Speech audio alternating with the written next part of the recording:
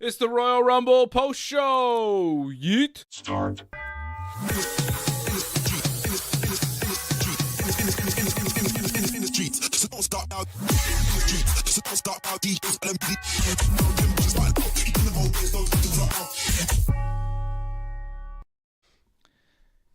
Yeah. Yeet. Yeet. We're yeeting, John. I haven't stopped. John's not yeeting. We've been yeeting for the past 15 minutes. Come on, John. Jey Uso won the Yeet Royal with Rumble. us. Yeet. Come on. We're like Pat McAfee and Michael Cole. Aren't we cool? Isn't this fun? Isn't this fun to do? Isn't this great? We're doing this, John. So fun. We're yeeting. Yeah. I mean, yeeting all over the place. Yeet, yeet, yeet, yeet, yeet, yeet. From the window to the wall. To the sweatshirts from my balls. Oh, these bitches crawl. Oh, yeet, yeet, motherfucker. So, yeet. You know what that is, John. It's the yeet season, John. Aren't you excited? Yeetlemania. I have to say that was one of my least favorite moments when they had Cena and Jey Uso at the end, and you saw Michael Cole like clapping, get the crowd going. That was one of the worst things I've ever seen in wrestling. To see like main announcer ever. Yeah, that's The pretty whole bad. Like, pantheon. that was really, really bad by Michael Cole to do that. Just like, well, this is a horrible moment. Of all the see, things like, one of Michael the- Cole has done in wrestling. Two of the Yeah, worst I mean, wrestlers ever. it wasn't great. Like, and then Michael Cole to do that, like, this is one of the worst moments I've ever seen. And I thought it was a great show, but that was a terrible moment. I like the Royal Rumble tonight. I thought it was a good show. A little long, though, guys. Can we chill? It's a 4-match show that went 4.5 hours. What are we doing? I thought it was 5, but close, huh? Wow. It was so long. But it was good, though. So if it's going to be long, at least I thought we got some quality entertainment. I thought the ladder match, wow. That's going to be – that's an epic that we just watched tonight. It was bananas. That was great. It was quite a match. Obviously, it's the match of the night. I don't think we even need to talk about it. Does anyone think that there was a better match tonight? Did you prefer the Rumble matches over the ladder match? I mean, maybe somebody did out there, but I think knowing us, that we're probably all in agreement that that ladder match was the match of the night. It was just the most impressive display of pro wrestling and putting your body on the line and everything. The bumps were ridiculous. Kevin took some crazy bumps. Cody took some crazy bumps. All on ladders. Just a bunch of ladder bumps that were just vicious. It was dangerous. It was violent. It was what we expected. I don't think it it wasn't more than I expected, but I expected it to be incredible, and it was. Like, I expected it to be very, very good, and it was very, very good. They didn't do anything where I went, oh my God, I can't believe they did this. Yeah. They did a lot of stuff where I was like, oh, damn, like, it was like, there was some damn moments, but there wasn't any moment where I was like, good God Almighty, I cannot believe that this just happened. Yeah. Are they dead? I never thought that anyone was dead during the match. Although at one point Cody took a bump, when they first went to the guys, and Cody didn't move at all, and they were just the ref went to him, and then Cody wasn't moving, and it was like, is he okay? But then somebody quickly went to Kevin, and then Brutus Magnus, Nick Aldis, he was there immediately, which just made you go, oh, they're not hurt. This is an angle, which sucks. They should have not had him there immediately. Ringside, Kenny Dykstra, they were way too quick to have the agents and the known faces come out to check on Kevin and Cody, which completely lost the impression of, oh, are they actually hurt? It made you go, oh, this is an angle completely. Nick Aldis isn't Kevin's real boss.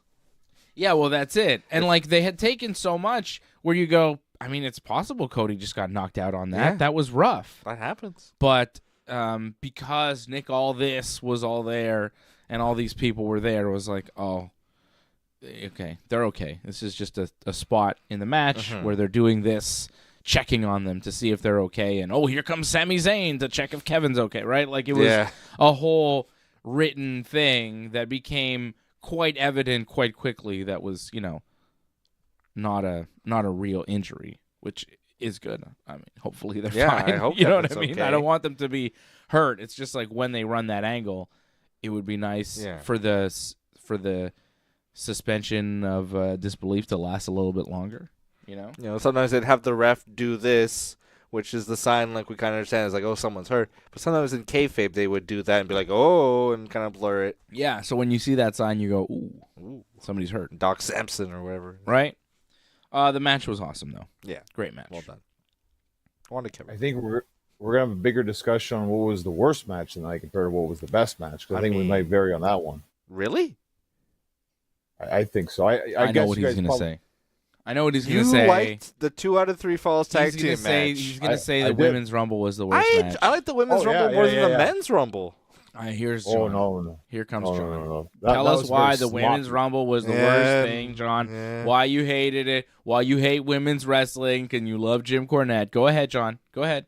Indulge us. It was sloppy. It was just pure sloppiness, from start to finish.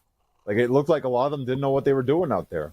And they've been in how many Rumbles now, a lot of them? It's kind of inexcusable at this point. Before it was they haven't done this kind of match before, but a lot of them have at this point. I just feel like they could have done much better, I thought. Liv Morgan has been in 8. This is her 8th Royal Rumble. Liv Morgan.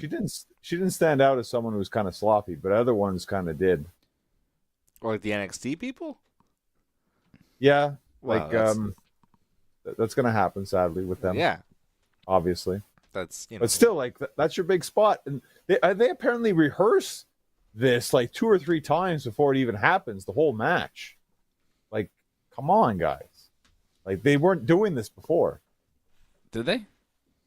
Yeah, apparently they do this 2 or 3 times. Come on. Ridiculous. Well, I mean, you have a lot of people in there that are inexperienced. You have a lot of people in there that don't wrestle in front of that big of a crowd, and also aren't familiar with a lot of their opponents. It's kind of a sloppy match to begin with. The men's match wasn't crisp. There were some moments that were kind of wonky, and they're a lot more experienced, and they had far fewer new people come in. Look at the women's match and what they had to deal with. Look at how many people were in there that, just aren't on the main roster and don't get to play with the regular players.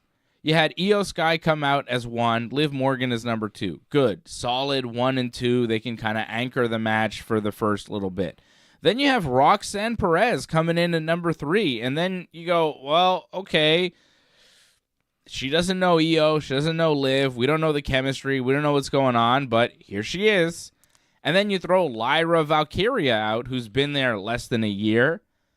Then Chelsea Green, who's a little bit more experienced, but, you know. Then you got B-Fab in there, and you're like, well, okay.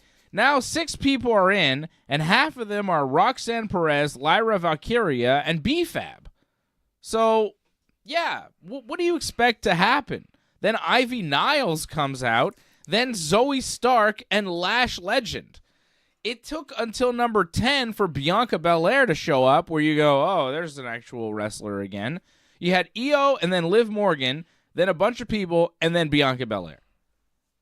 I mean, Chelsea Green had a good spot. I don't want to disrespect Chelsea. I thought she did all right. But, you know, the first 10, you got maybe 4 wrestlers in there and then 6 people that are kind of trying to figure it out. So it's not really their fault, man. I thought I thought Roxanne had a good showing. She's now the longest entrant in a women's rumble ever. Really? Yeah. She broke Bayley's record last year, I think. She lasted like till the 63 minutes. I wasn't paying attention to that. Wow. That's impressive. There you go. But they gave her that. Okay, well, that's something. But still, like I would take the men's over the women's any day, though. I thought, regardless of how sloppy either one was, the men's, like, they had the better moments easily. And let's face it, like, did you ever have any disbelief that Charlotte wasn't winning? Like, who else possibly could have won that match? There was no one where it's like, oh, this is a threat to Charlotte. There was really no threat to Charlotte at all in that match. I thought Jordan Grace looked all right. She was all right, but you think she was going to win? Like, I mean, before she got eliminated, I thought, maybe. Yeah. Really? Okay. I didn't think she was going to win. I figured Charlotte was winning the whole time, but John, you and I both predicted Charlotte before the match, and then she won. So it's kind of hard to say. It's kind of tough for you to be like, well, it was obvious Charlotte was going to win, and at no point did I ever think. It's like, okay, well, Charlotte was kind of the big pick. She was making her return in the Rumble. Most people were picking Charlotte, and, you know, Jade Cargill, not in the Rumble. Becky Lynch, not in the Rumble.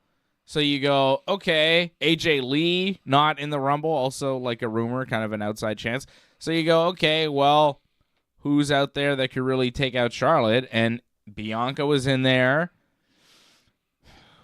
Alexa Bliss came back. I mean, Bianca was in there for a while. I never thought Alexa Bliss would win. No. I'm not even sure she's back. Yeah, it might be a one-timer. I feel like it might just be a one-off. I'm not sure.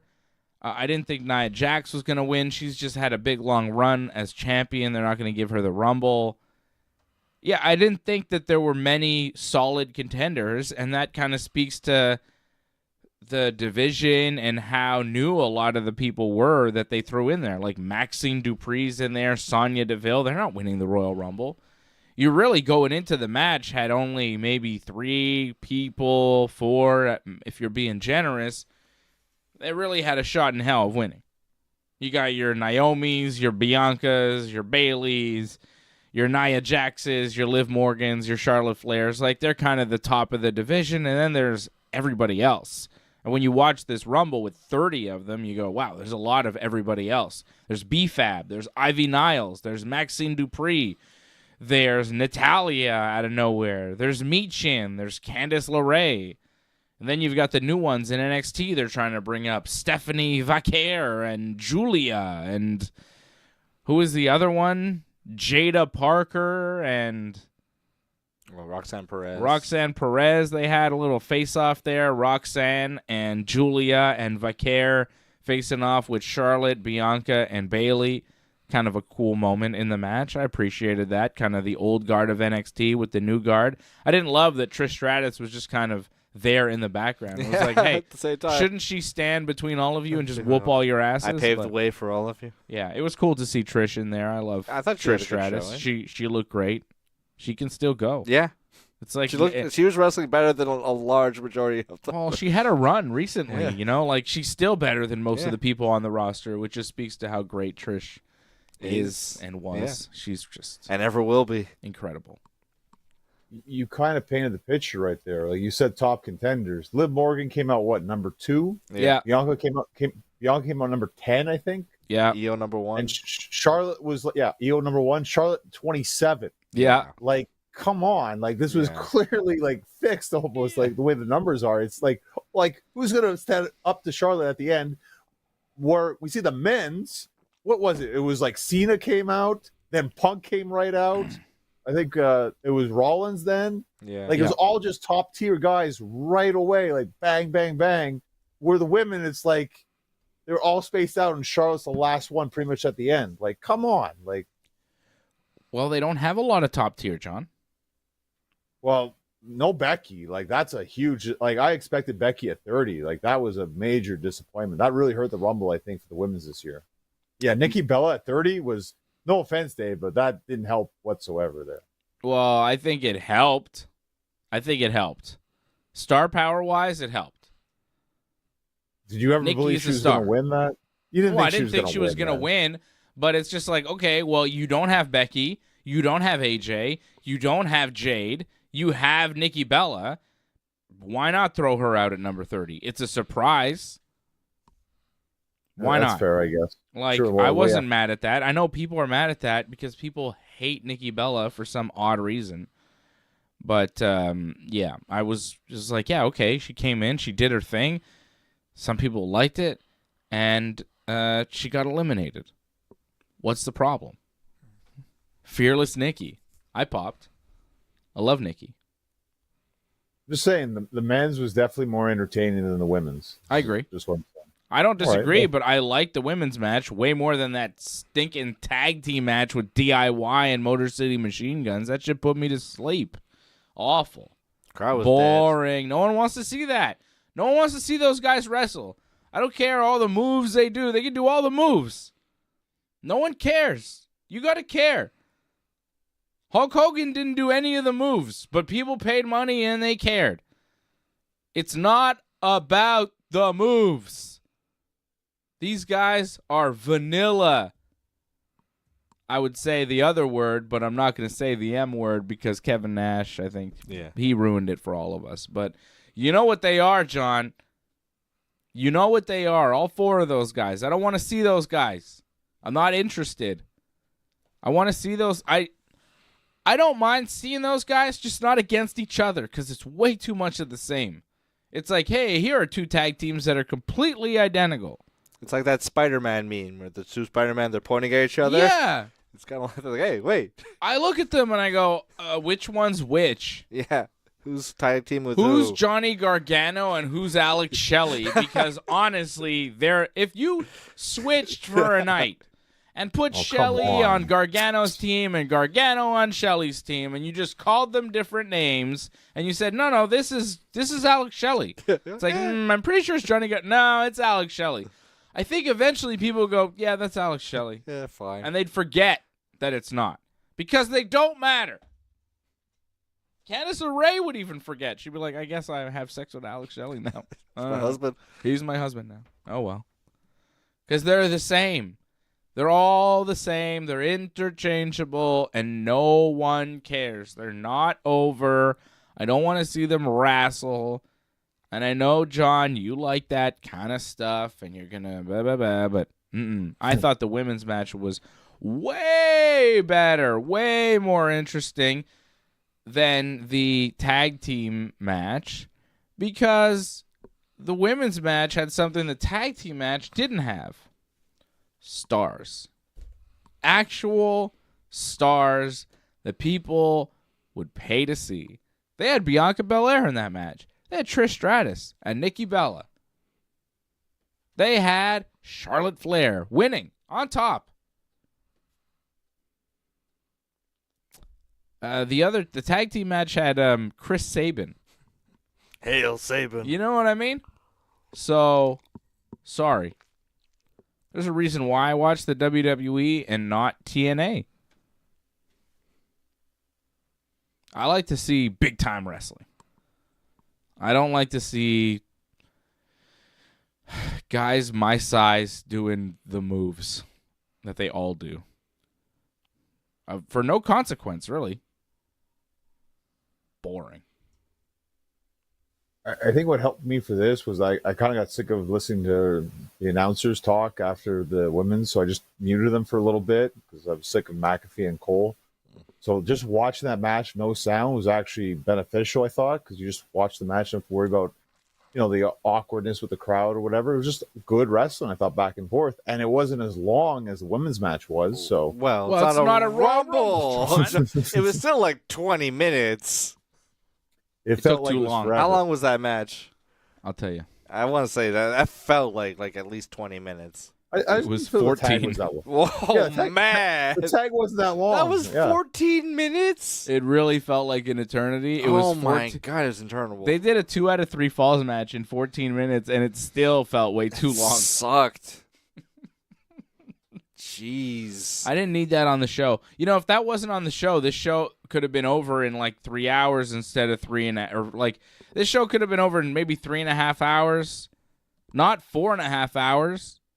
You kill that match, you kill a lot of the commercials and bullshit around it. You could have tightened this show up, made it far more enjoyable. This show lost points on my card by having this match on it. This match was a detriment to the Royal Rumble as far as I'm concerned. Yeah. I think you're just mad because there's no Pre-Deadly. We got the Street Profits, but no Pre-Deadly. I was very happy with the Street Profits. I'm mad that this was not just on SmackDown. They have 3 hours of SmackDown that could have fitted in. Yeah. They got time. They got time. Instead of doing the 8-man tag last night. Yeah, they could have just done this match on SmackDown instead. That way I wouldn't have had to deal with this on the Royal Rumble too. Oh, my God.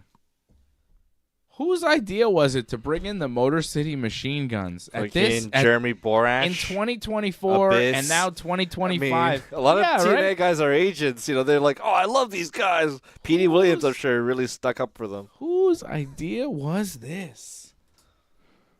Is Jeremy Borash still WWE? He seemed like a big time thing. Probably. If you look at the tag division on SmackDown, they needed something different. Like, I get it. It might not be the best move in the world, but they need... What? He just said they needed something different. Motherfucker, they have DIY. What do you mean they needed something different? Why they hire Motor City Machine Guns if they already have DIY? They don't need something. If they needed something different, they wouldn't have hired the Motor City Machine Guns. They already have the Motor City Machine Guns. They're called DIY, and they suck too. Well, that's it. You have them What's this guy talking about? Fucking Johnny. You have them wrestle each other. That's why it makes more sense. Why would you have them wrestle each other? Why would you have two identical teams wrestle each other forever? It's horrible. It's been the tag division on SmackDown for the past, I don't know what. When the Street Profits showed up and attacked both of them, I was like, yeah, get them all, Street Profits. I like you guys better than those guys, and I don't even like you guys. Well, I hope the Street Profits take the tag titles. Hopefully, that's where we're going with that.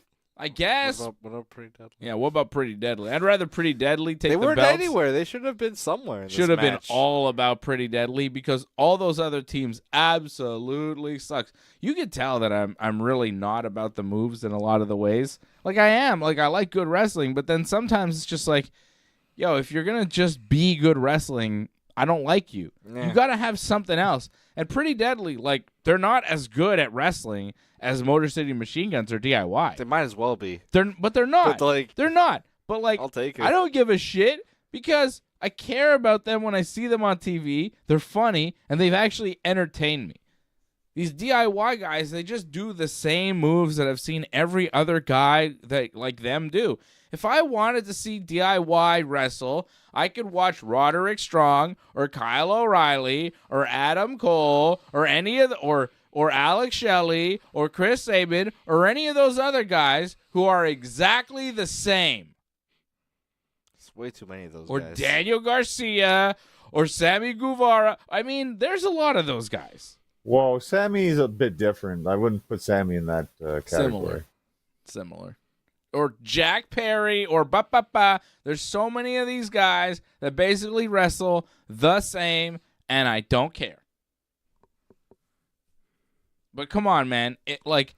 If you put DIY, Motor City Machine Guns, and Adam Cole and his friends all in one group, You would have no idea who's who. You'd be like, well, they're all the same, I guess.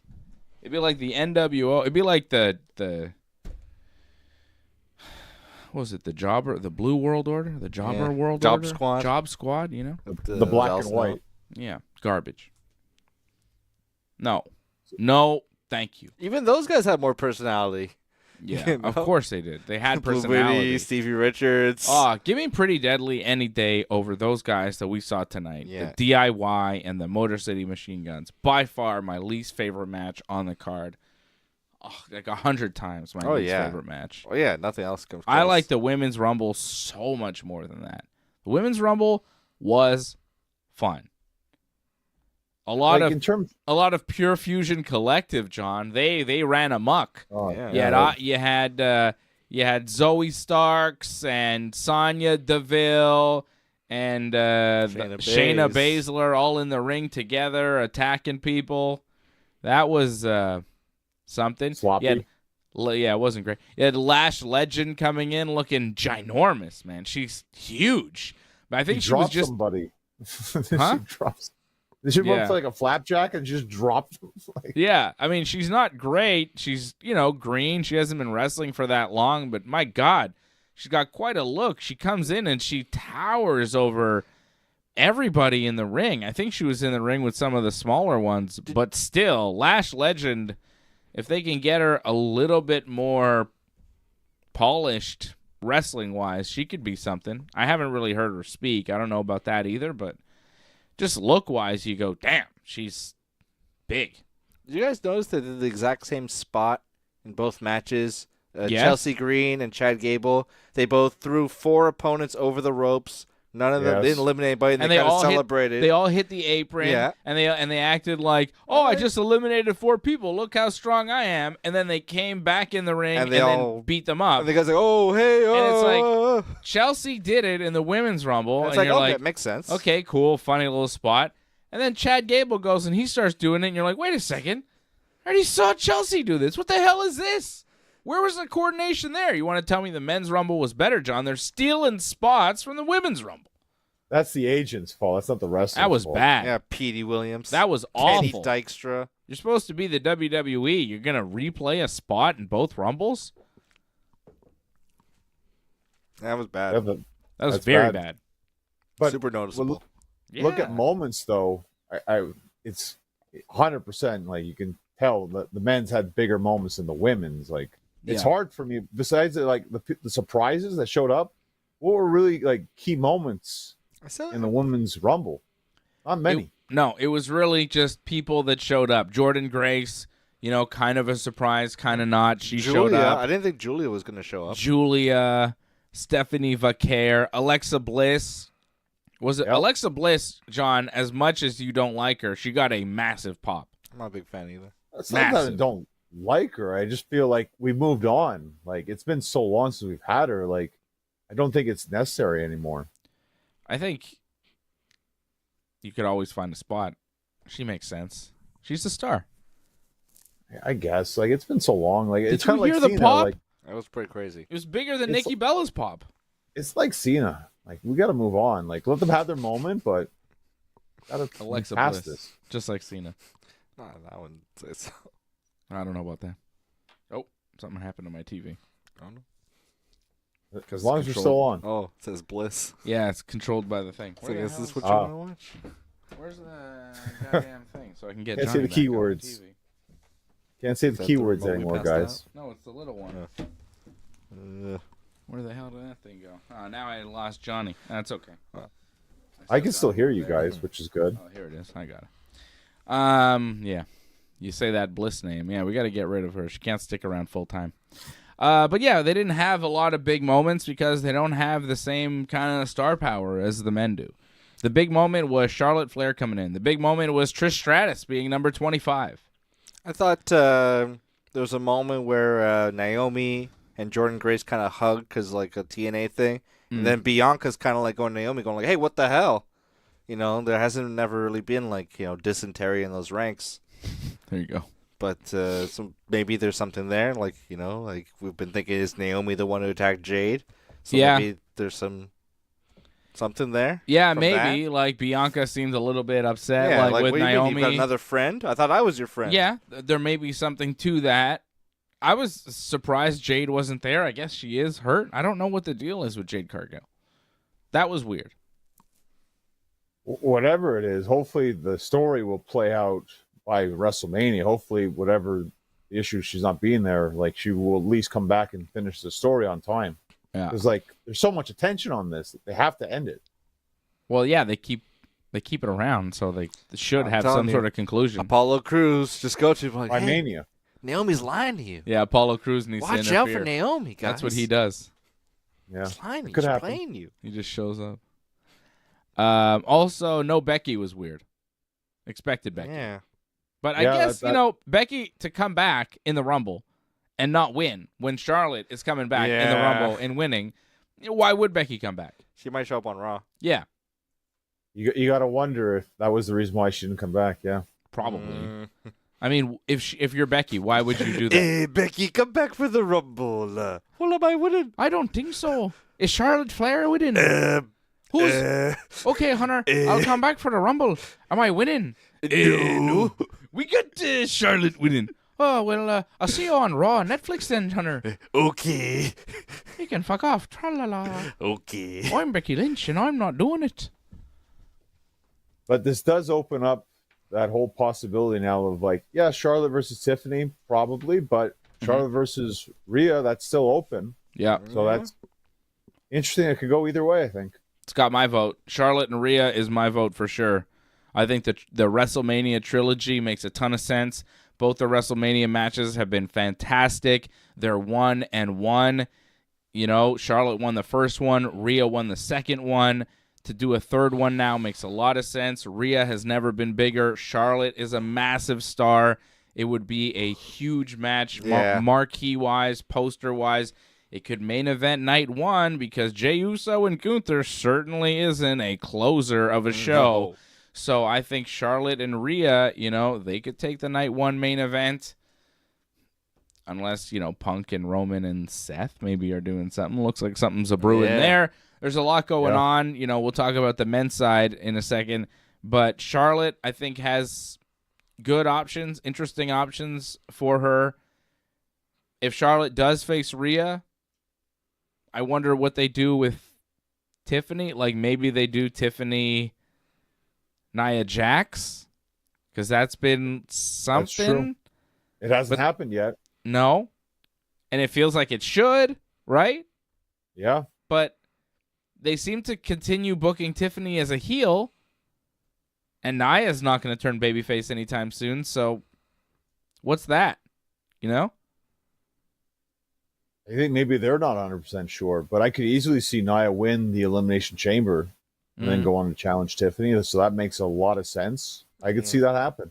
So I actually, honestly, that's probably better.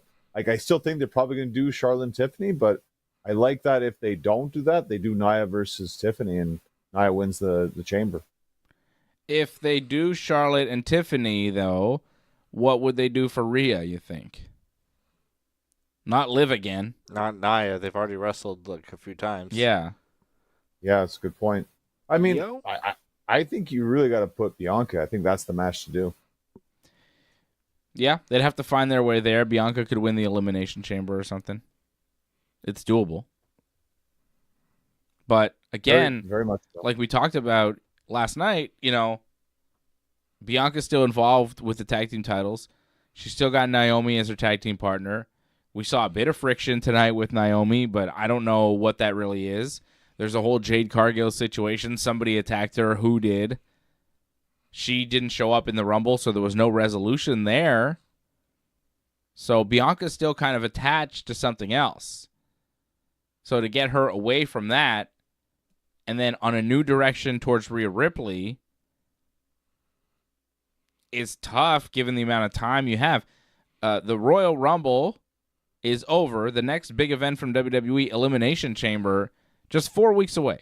They've got 4 weeks of TV to get to the Chamber. So it's not like they have tons of time now.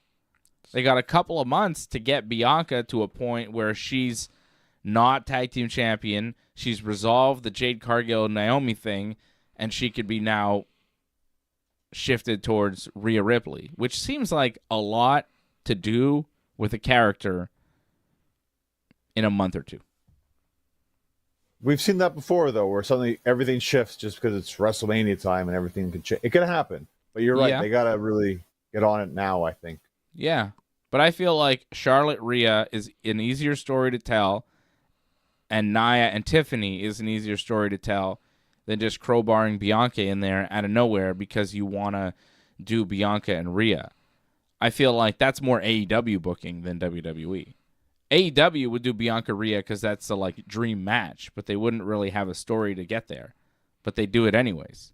WWE, they kind of need the story to get there. It may be the dream match, but like whatever, they can wait because they don't have the right story. I don't think they're going to do it. I think they do Charlotte Rhea. I think they do Tiffy Nia or Tiffy somebody else.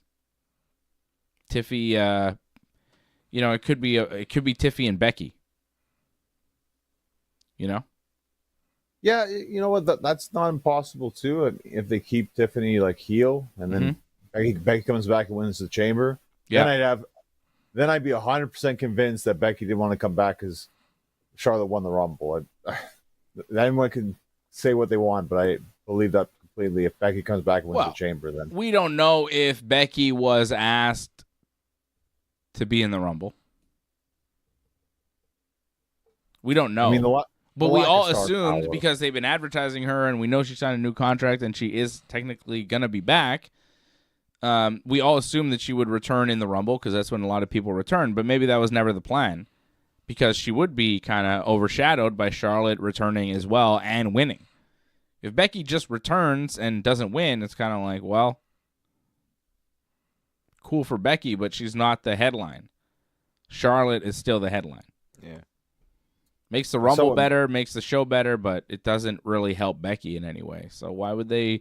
I don't know if they would do that to Becky, put Becky in that position. So let's not, like, John, I know you want to kind of jump to, it's a heat and da-da-da. Like, Becky didn't want to come back, but we don't know. We don't know if they even asked Becky to come back for the Rumble.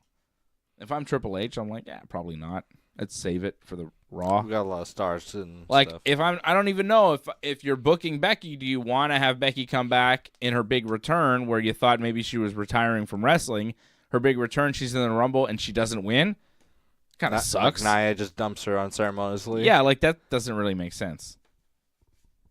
It's actually happened before in the Rumble where Charlotte came back, but Becky won the Rumble by eliminating Charlotte. That happened in the past, actually. So it actually would have made sense with their story, but whatever. They didn't want to do that. Yeah. But I saw what Matthew posted about maybe Jordan Grace winning, and like that's a possibility. But I don't know what you guys felt. I didn't think she looked that strong in the Rumble. I don't think they're pushing her to a title match at WrestleMania the way they presented her tonight. Yeah, I don't know. I thought she looked all right. I've never been overly impressed. I don't know. But title, like she needed to be in the finals, like at least. Yeah, I was surprised how early she was out. Yeah. I thought she would have come out. Stayed a little longer. Yeah, she did not last that long. The final three were Nia, Charlotte, and Roxanne Perez. Charlotte eliminated Nia, then eliminated Roxanne, and won the Royal Rumble for the second time, first ever two-time winner. Now in the 8-year history of the Women's Royal Rumble. So we'll find out who Charlotte chooses. I think Charlotte will likely go to SmackDown, which would make you think she's picking Tiffy because her husband Andrade is on SmackDown, so you figure she'll go to SmackDown, and Tiffy's the champion there. So Tiffy and Charlotte, could be the move. But I hate that matchup. Like, I like it on paper because it's like, ooh, Tiffy's cool, and she's new, and Charlotte, and it's both athletic. Yeah, and there's a lot of similarities, and it's like, whoa, Tiffy... heel, Charlotte, babyface, makes a lot of sense on paper. It's just when it comes down to picking a winner, you go, well, this is Charlotte's kind of big return, WrestleMania. Charlotte wins at WrestleMania. You want Charlotte to win, but then you don't really want Tiffany to lose because... I'd book Tiffany to win this. I kind of want Tiffany to beat Charlotte because Tiffany has way more years in front of her than Charlotte does. Tiffany's younger. She's newer in the company, and she seems like she's got a very bright future. So you think maybe, like, don't sacrifice Tiffy at this point for another Charlotte Flair WrestleMania celebration. So I don't love that, but I also don't love Tiffy just beating Charlotte because, I like to see Charlotte win, and Charlotte winning at WrestleMania is always cool. But, yeah, I think if I had to pick, I would pick Tiffy winning just because I think generally it's the right idea to push the younger star over the established veteran. It's like Triple H, John Cena, WrestleMania 22. It's like, yeah, I want to see the King of Kings back on his throne, but I understand Cena's like, got to get this win here. Yeah, that's it.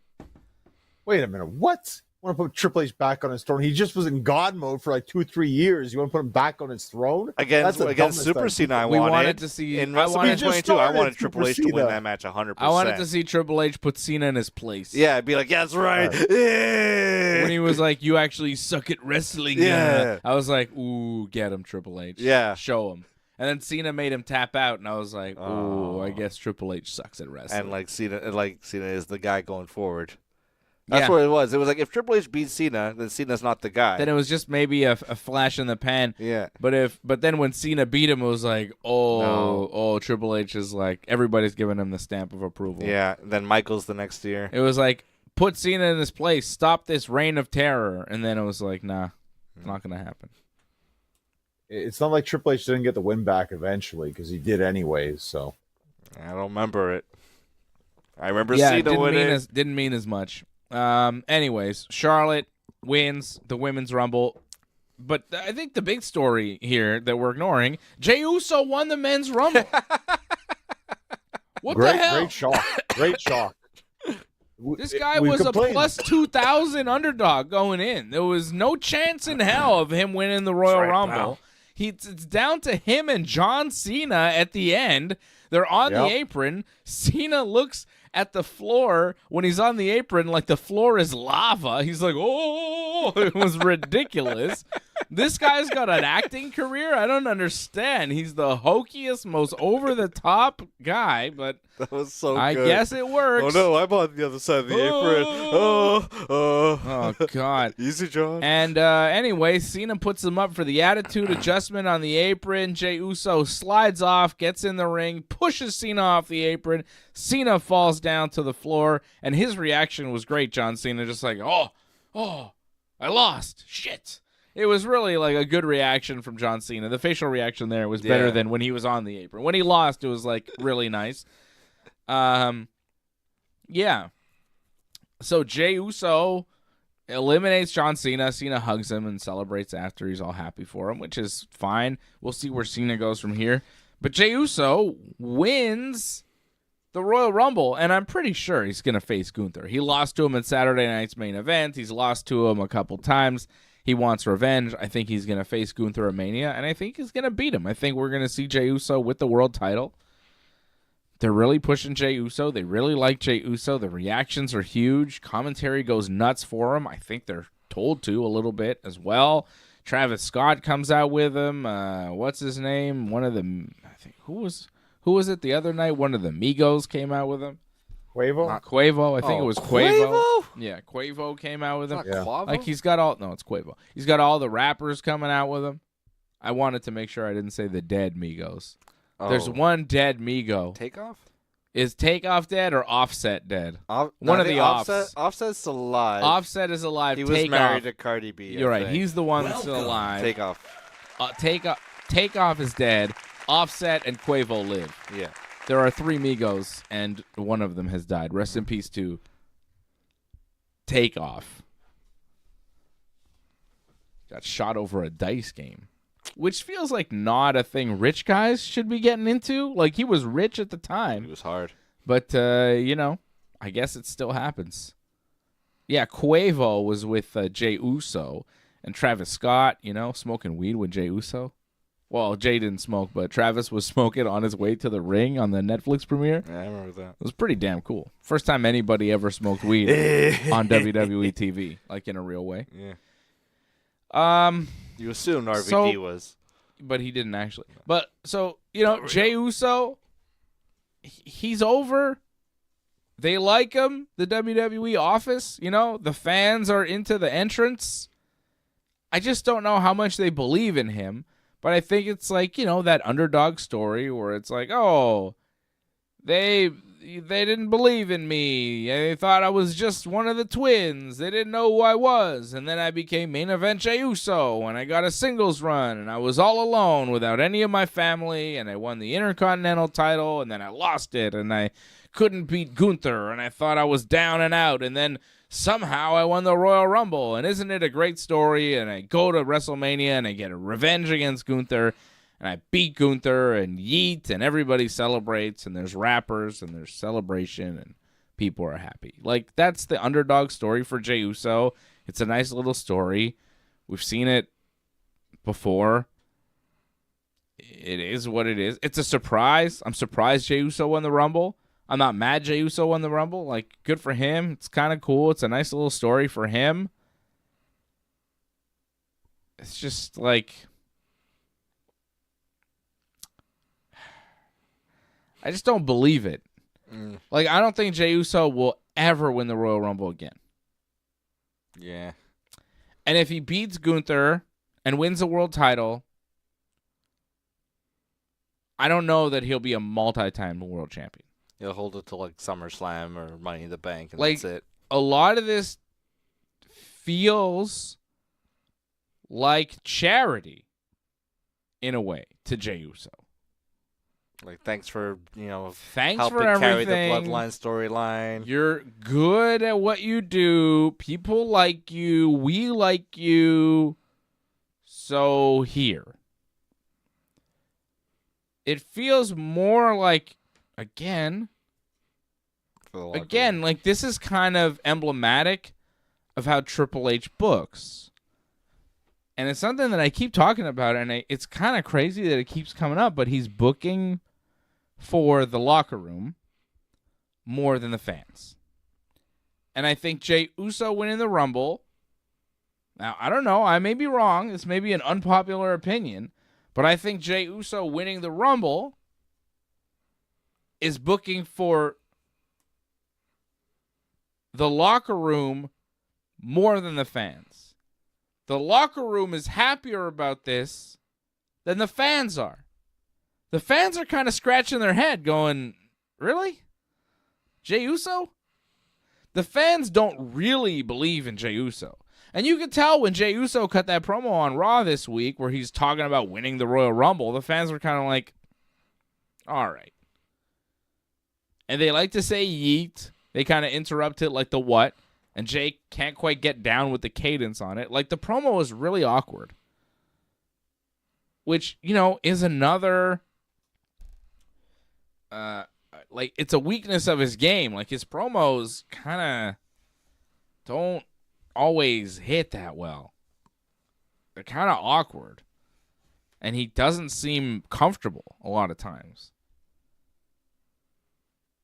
And that's not good when you're, main eventing WrestleMania and winning the Royal Rumble. You know what I'm saying? Like, the promo on Raw was not indicative of a guy who's ready for the top spot. And winning the Royal Rumble is the top spot. Yeah. So, I don't feel like the fans were demanding Jey Uso win the Rumble this year. No. I don't know anybody who was like, man, Punk's in it and Roman's in it and Cena's in it, but I really hope Jey Uso wins. He's undeniable. Some people I heard, man, it'd be cool if Sammy won. Yeah. It'd be cool if Cena won. It'd be cool if Punk won. Oh, Roman, Seth. Even I heard Logan Paul might win, that could happen. I actually thought that was going to happen when he was in the final three. But I just never heard anyone go, man, I really want Jey Uso to win because he should be the top guy. It shouldn't be Cody or Roman or Gunther. It should be Jey Uso. I don't hear that a lot. So, again, the choice of putting him on top and giving him the Royal Rumble win is booking for the locker room, where he's very popular. Triple H books for the boys. and he doesn't book for the fans. And this is what you get. And whatever. I'm not mad that Jey Uso won the Royal Rumble. I'm surprised. But I also go, really? Like, why? Like, why? So Jey can, like, get the participatory trophy belt at WrestleMania. Like, cool. Jey gets the B belt at Mania. They're going to give Jey a little run with the B belt. Like they gave Damian Priest a little run with the B belt. Because they're like, we like you. You do what we say. You do all the right things. You're not over, but we're going to give you a belt. We're going to try to put you over by giving you a belt. We're going to try and make people think you're a main event star by giving you a world title. Even though Cody's really the world champion. We're going to give you the Raw title that really doesn't mean anything. It means about as much as the Intercontinental title, if not less, a lot of the times. So that's really what they do. And making Jey Uso win the Royal Rumble tonight is one of those things. It's like Damian Priest winning the world title. It's just like, here you go. Thank you for being a good soldier. Thank you for being popular and Roman's cousin. Here's a Rumble win. I didn't need it. Did you need it, John? Did you need it to happen? Well, there's a couple of things. One, I feel like you're in the right in some areas, but I feel charity's the wrong word in this case because I feel Jey has somewhat earned this because he definitely worked hard to get over. I feel like Jey is over enough to be a world champion. The problem mainly is the matches are definitely like his weakest point. I find especially the match he had with Gunther. I don't particularly want to see them wrestle again, and that's going to be a match at WrestleMania, and clearly will not be a main event of WrestleMania. More than likely, that's an opening match for one of the nights, more than likely. And I think they're fine with that because when you think about it, like you just said, the World Heavyweight title isn't the main title. It's, if anything, a glorified Intercontinental title at this point. So I guess it's fine to give Jey that. Give him his moment. I think he's over enough. He sells enough T-shirts. And maybe for you, you don't see a lot of people, but I've actually seen a lot of people. I can't tell them just stop saying yeet all the time. It drives me mad, but people love doing yeet. Mm-hmm. They keep doing it all the time. So, but it's funny too, though, because you're right in a sense too, because they interviewed somebody at the pre-show who was wearing a Jey Uso T-shirt. They asked him who's going to win the Rumble. They said CM Punk.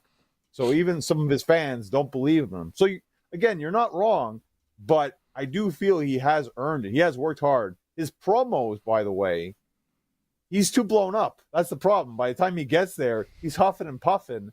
So, like, it's hard for him to talk because he's having problems breathing. The yeet is over. Yeah.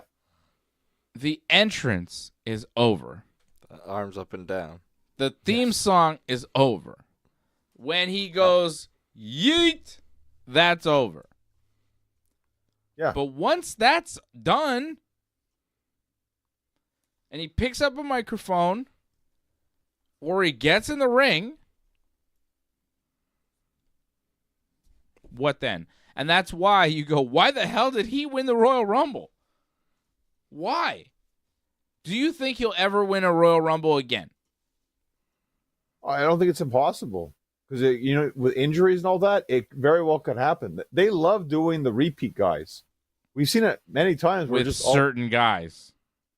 I think Jey He's could not be there. one of those guys. I think that they want to build them up to that point. This is a Kofi Kingston title run. This is a Big E title run. This is a Damian Priest title run. This is a one and done. So one and done. Thank you for being a soldier. You have paid your dues. Christian get one run. Mm-hmm. World Heavyweight title. Sheamus. This is the belt you give to the guys you like. It's not the belt you give to the guys you believe in. The guys you believe in, you give the WWE Championship to. Those guys are the stars. Jey Uso is the workhorse. And when they say workhorse, they mean it's a different definition than what it used to be. It used to be like guys that could really work in the ring. Now a workhorse is just like a guy who's always there on WWE shows. A guy who will just be a company guy and just always show up. And Jey Uso is that. Calls. Yeah, Jey Uso is always on TV. He wrestles a lot on TV. He works hard in that respect. He wins the Royal Rumble. I think he'll go on to WrestleMania and beat Gunther in an inconsequential match and then be the world champion for a run of a few months, and it will be not memorable. Someone will beat him, and Jey will then move on back to the mid-card. Like Braun Breaker will beat him at Money in the Bank. Yeah, something like that. Like, whatever. He'll have a little run. It won't be special. And then it'll be done. You know it, and I know it. The thing is the kids. The kids love him. Like, as long as the kids keep loving him, like, I think he could have a very healthy run, and I could see him with another run. They don't believe in him, though. Like, they believe in Roman and Cody. Well, they just got to be trained, that's all. And I think we all got kind of trained tonight where it's like we got to treat Jey Uso with more respect because we didn't see him winning this, but he did it. It feels like a fluke. Yeah. It feels like a fluke. Cena almost had him, and he just kind of slipped out and escaped. It might be like in the end. It might be in the end. But I think if he stays over, and there's a very good chance of that, I think this could be a start of a very healthy world title reign that will lead to another reign. Yeah. I know some of us aren't kids, I know. I'm not a big fan either. Some people are not kids. Some people are, though. Some people are kids. That is true. Some adults are kids. You never know. I mean, we are all adults were kids. All adults at one point were kids. Some adults were not, though. What? That's right. It happens. A shout out to Antoinette in the chat. She's out there. One of the members of the team over at join.ringsidereport.net. She gifted a membership to Dion. Thank you, Antoinette.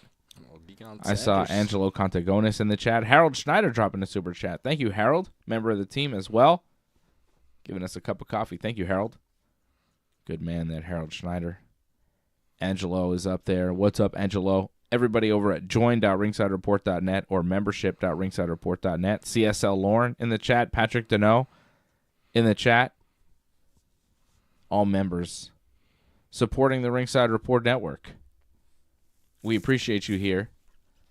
On a Saturday night after the 2025 Royal Rumble where Charlotte Flair wins the Women's Rumble, Jey Uso, in a shocker, wins the Men's Royal Rumble match. Rey Mysterio opened it up. He was number 1. Pentagon did number 2. They did like a near elimination thing where Rey kind of Hurricane Ronded Penta over the top, and it looked like both of Penta's feet touched the floor. They did. They did. Yeah. So, whatever, I guess. But they screwed that up. You want to talk about sloppy, John? John was complaining about sloppy things in the Women's Rumble match, and I'll admit there were some botches and whatever, but this was this was a massive botch. Right at the beginning. Yeah, it was. No, I can't deny that. Like that's a huge mistake because he lasted 42 minutes in this match, and he should have lasted 2 minutes, right? Yep. Or maybe a minute. Yeah. That's a huge mistake. Yeah. Yeah. And that shouldn't have happened. That's pretty bad. Mm-hmm. They didn't show a replay. You knew they weren't going to show a replay right away when that happened. They committed to the fact that, it was only 1 foot. But if you watch it back afterwards, I think it's pretty clear it's 2 feet touch. It was clear immediately. As soon as he flipped over, and both of his feet touched the floor. I was like, oh, damn, he got eliminated. And they're like, no, it was just 1 foot. I'm like, I'm pretty sure he just got eliminated, guys. And then they just kind of moved on and acted like nothing happened. Well, remember that one year where Kofi wasn't supposed to get eliminated, but they counted it anyways? Because it shows you what they care about. They don't care about Kofi, but Penta, well, we're trying to push him, so screw it. Like, he wasn't eliminated. Yeah, if Penta just got eliminated right there, that's his whole career in the WWE. Like, he's going to get heat. He's going to, like, get pushed down the card like he can't be trusted. Yeah. He botches. Because that's right at the beginning. If that happened, then Ray's just standing in the ring waiting for the by next himself, guy, looking weird. going like, yeah, and Penta had a lot more match to go. Yeah, that would have been really bad for his career. I mean, it wasn't great. Yeah. It doesn't look good on Penta because it was a pretty glaring mistake that everybody saw. And again, like, Penta's coming out and people are excited, and that's nice, and he's fine. But the more I see him, the more I'm just like, it's just Penta. I've seen Penta a lot. I don't care. It's just like, well, I've seen him in AEW, and, he's pretty cool, but the more I see him in WWE, I'm just like, yeah, whatever. It's not a big deal. Ryan just brought up a great point. Kofi wasn't in the Rumble, and wouldn't he be in the record if he was in the Rumble for most appearances in Rumble? If he was in it this year? I don't know. Well, maybe that'll be one of New Day's gripes on Raw. They're getting screwed over by the company. Yeah. They don't want him to break records. I could see that. Yeah, and Kofi or Woods, neither of them in the Rumble. They're usually in the Rumble like every year. Well, we forgot to talk about this, but I don't know what you guys think, but, like, I feel New Day, this isn't going very well for them. They're losing all their matches. Like, what the heck's going on? Like, this big heel turn and they just lose all the time? That's not great. I think it's just bubbling. It's a slow burn. It's coming. All right. I'm still supporting them. I think they're doing great. I love their promo work. I think they're entertaining as hell. And Ryan, another good mention too. Like, this is our last time watching one night of Rumble. It's going to be 2 nights next year. Is it for Saudi Arabia? Is that confirmed? 2 nights? I thought it was just one next year. It's still a rumor, but it looks like that's what's pretty much going to happen. Well, I thought they already announced Rumble in Saudi Arabia. Wouldn't they have to have announced that already? That it was 2 nights? They haven't announced the dates yet. They just said it will be in Saudi Arabia. They didn't say the dates yet. Man. Well, it'll be on in the afternoon, so 2 nights will be easier to stomach. Won't be on so true. late. That's a very good point. Yep.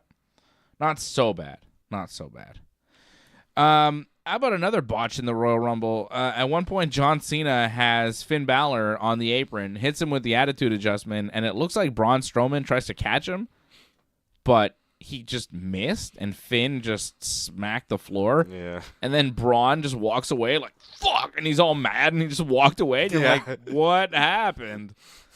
What the fuck, man? Was Finn not supposed to get eliminated there? Or Braun looked really pissed. He looked almost pissed at Cena for, like, attitude adjusting him too fast or too hard or something. Like, Braun, like, couldn't get in there in time, couldn't catch Finn, and Finn just smacked the floor. Like, Braun clearly was trying to catch Finn, and it didn't work.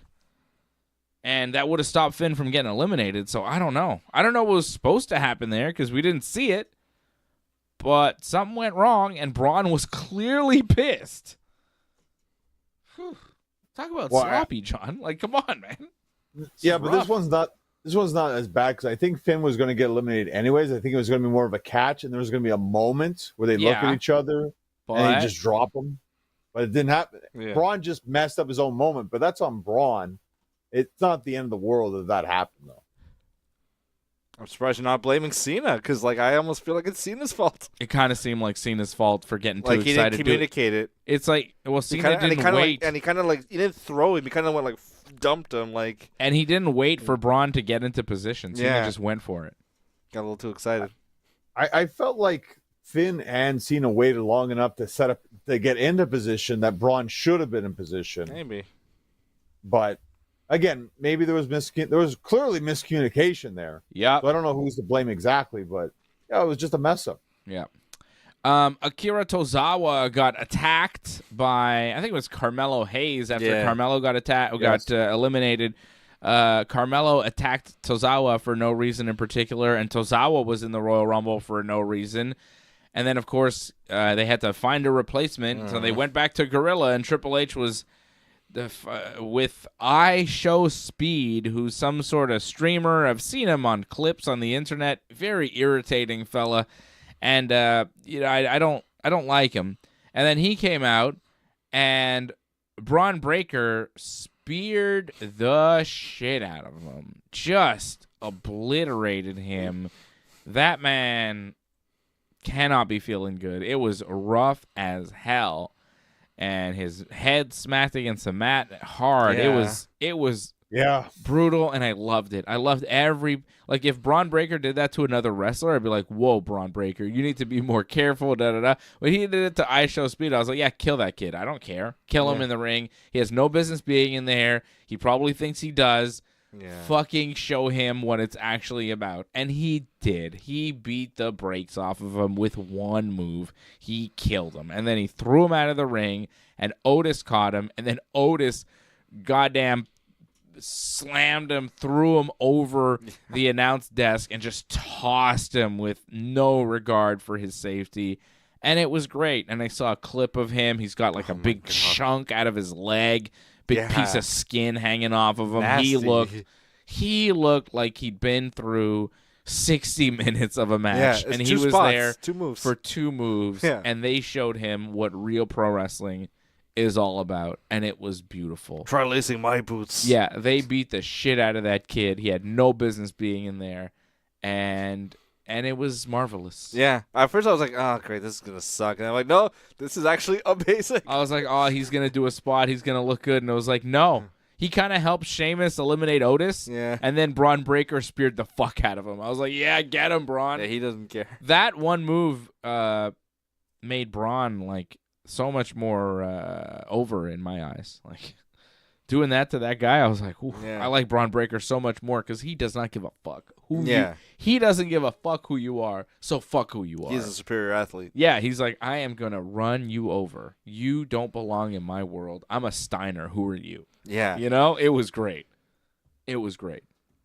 Yeah, I was a little concerned because I think they had someone from the Indiana Pacers, like maybe he was going to be in the Rumble. They were kind of hyping that up Kill on him SmackDown. Too. The Halliburton. But I think they would have made him look good. They would have made him look good, though, so I was worried about that. So this actually was so much better. I'm happy with this, like you guys. Well, if they injured the Pacer, they'd have the whole NBA pissed off. That'd be sick. You know, they'd be like, oh, man, what the Braun Breaker breaks 3 of Tyrese Halliburton's ribs. He's out for 6 to 8 weeks. Halliburton, what does this guy work for? Dick Cheney or something? Who is this guy? Never heard of him. I seriously have not heard of him until the Royal Rumble.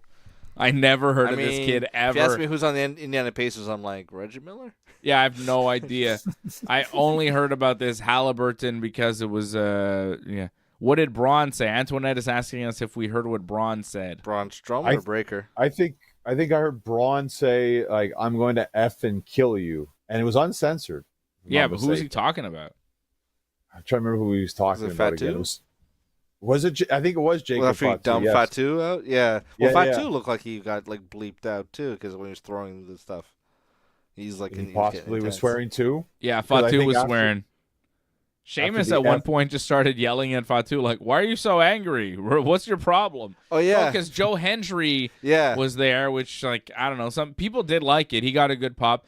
He's a TNA champion. Joe Hendry came out, and he was, like, beating people up. And then Jacob Fatu, like, attacked him. And then Sheamus was like, and he tossed him out of the ring. And Sheamus was like, oh, why you do that? Why are you so angry? That was kind of fun. I like Sheamus getting in Jacob Fatu's face. Jacob Fatu had a good showing. Eliminated a bunch of people. Again, good moments. They had good moments in the men's one. I think there's no question about that. But it was Roman who eliminated Joe Hendry. It wasn't Jacob at that point. Oh, yes, you're right. No. Jacob came in and quickly eliminated Chad Gable, Rey Mysterio, and Andrade, like, right away. Yeah. Joe Hendry was 15. Roman was 16, and he eliminated a bunch of people. He eliminated The Miz, speared him, tossed him, speared and tossed Sheamus, speared and tossed Joe Hendry. Then Braun Breaker I got to commend him for this. Speared the shit out of Roman, too. Like, he speared Roman Reigns and IShowSpeed with the same force. Yeah, he showed no regard. Roman was like holding his gut for a while. Yeah, and like he was catching his breath. I thought he was going hard on IShowSpeed. I was like, oh no, that's just how he does it. He was doing it the same to Roman. I was like, God damn, man, that's Roman Reigns. Like, chill. I was like, yeah, that's a tribal chief, Braun Breaker. Like, a little respect, man. Let's not hurt Roman before WrestleMania. But my God, the spear was vicious. Like, Roman was spearing everybody, and you thought he was going to spear Braun, and then boom, Braun speared Roman. And then Braun went to eliminate Roman, went to toss him out, but then Roman reversed and tossed Braun out and eliminated him. So that was kind of cool. But, man, the spear. Braun Breaker looked really good. Braun Breaker had a really good showing in this Rumble. Jacob Fatu had a good showing in the Rumble. They look good. Yeah. Big Jim saw Roman and kind of united with him and helped him up. But then Jacob Fatu immediately super kicked Big Jim, Jimmy Uso, and eliminated him from the Rumble, which led to Roman and Jacob kind of having a face-off. But then Drew McIntyre showed up. AJ Styles was in the Rumble at 21. We haven't seen AJ in a while. Nice to see Alan Jones. Braun Strowman came in at number 22. And then it started picking up. John Cena, 23. CM Punk, 24. Seth Rollins, 25. So that's when you're kind of like, okay, here we go. Sami Zayn came in at number 27, which was a big spot. But Sami got eliminated pretty quick. Jey Uso eliminated Sami, accidentally super kicking him off the apron, which may be something going forward. Like Sami pissed. Jey wins, eliminates him. That's true. Might be a thing with Sami Zayn, right? That's gonna play out. That's not gonna be forgotten. They're not just gonna ignore that, I don't think. Right? Well, we got time, right? Like a lot's gonna happen between now and WrestleMania, so we'll see how it plays out. Logan Paul was number 30. When Sami came out at 27, I looked at my brother was like, well, who's going to come out? Like, what do we have next? You know? And then I started looking at who was already announced. Yeah. And I was like, oh, well, Damian Priest hasn't come out yet. Logan Paul hasn't come out yet. LA Knight hasn't come out yet. That's 28, 29, 30. So it kind of sucks because I had, like, you know, the Wikipedia page open at the same time. My brother goes, any surprises you think coming up? And I'm like, well, let's see who's left. No. I was like, no, there's no room. It's, you know. So when Logan Paul came out at number 30, I think they were expecting people to be mad, and people were mad. But I was sitting there going, well, yeah, I know he's going to be number 30 because LA Knight was 29, and they're not just going to announce Logan Paul being in the Rumble and then not have him. That would be crazy. So it was kind of like a heel move to be like, oh, you thought it'd be somebody cool, but it's Logan Paul. You hate him, but yeah. Well, here's the question. Who would it be that's cool? Like, if they don't have The Rock, who else could it be? Yeah, you're right. There was no one. So no. I mean, and I know you guys wouldn't like Goldberg. Randy whatsoever. Orton? Yeah, but the thing is with Randy, especially if he comes in so late, like Randy needs to be at the end right there. And I think it's a better spot to put in, like, Jay's winning, right? You wouldn't put Jay against Randy. You'd be mad if it was Randy Jay won Cena at the end. It would have been cool if Cena was winning. I think it would have been really cool if it was Jay, Randy, Cena, and then, like, Randy and Cena find themselves on the apron and Jay, like, pushes them both off. And then you're like, oh, shit. He just eliminated them both. That would have worked, too, but, like, just Cena's fine. You didn't need Randy. The problem is that finish happened in the women's one.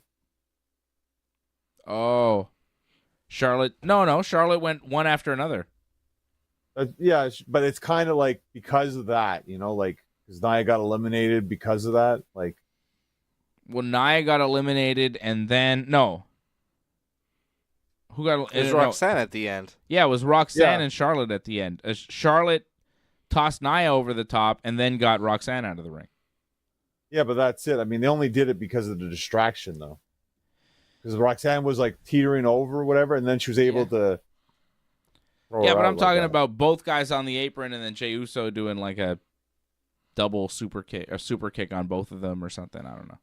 Yeah, it's all right, but too many baby faces. That's the problem with that too. whatever. There was no Randy. It was Logan Paul. He was on the apron, and then he was going to get eliminated, so he jumped off the apron onto the announce table, and then he got onto the... This was dumb, by the way. He should have just stayed there. No one would have got him.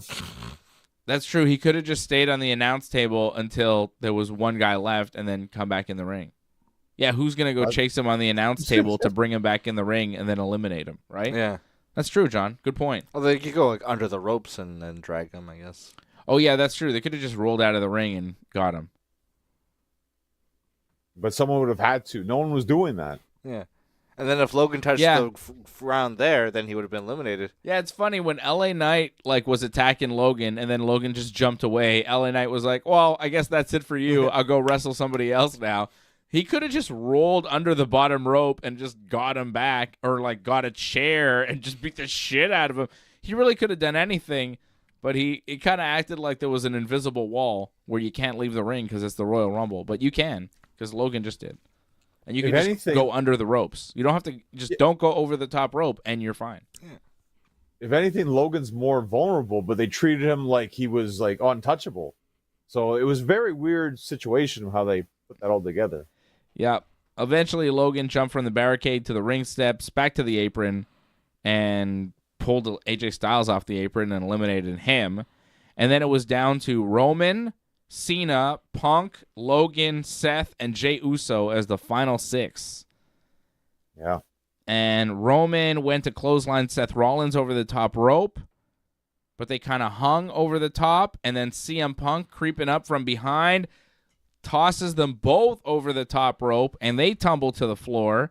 So Punk eliminated Roman and Seth at the same time, but then Logan Paul from behind eliminated CM Punk. And Punk took quite a bump there. I mean, he fell hard. Landed on his tailbone. Yeah, that was a rough bump there from Punk. That was revenge. Remember, like, Punk made fun of Kevin that, he lost Logan Paul? Yeah, that would never happen to him, he said. And there you go. He got eliminated from the Rumble by Logan Paul. That's true. And then it was down to Logan, Jey, and Cena. But the real action was outside the ring because as soon as Punk got eliminated, Roman started yelling at Punk because Punk had just eliminated him, and Roman was, really mad. They're both on the floor. And then Seth comes out of nowhere and curb stomps Roman, and then immediately just starts brawling with CM Punk. Referees all spill out to separate them. It's a big brawl with Seth and Punk, and they're kind of all over the place and just grabbing it. And it looked like they were tired, but it looked realer than a lot of the brawls that they do.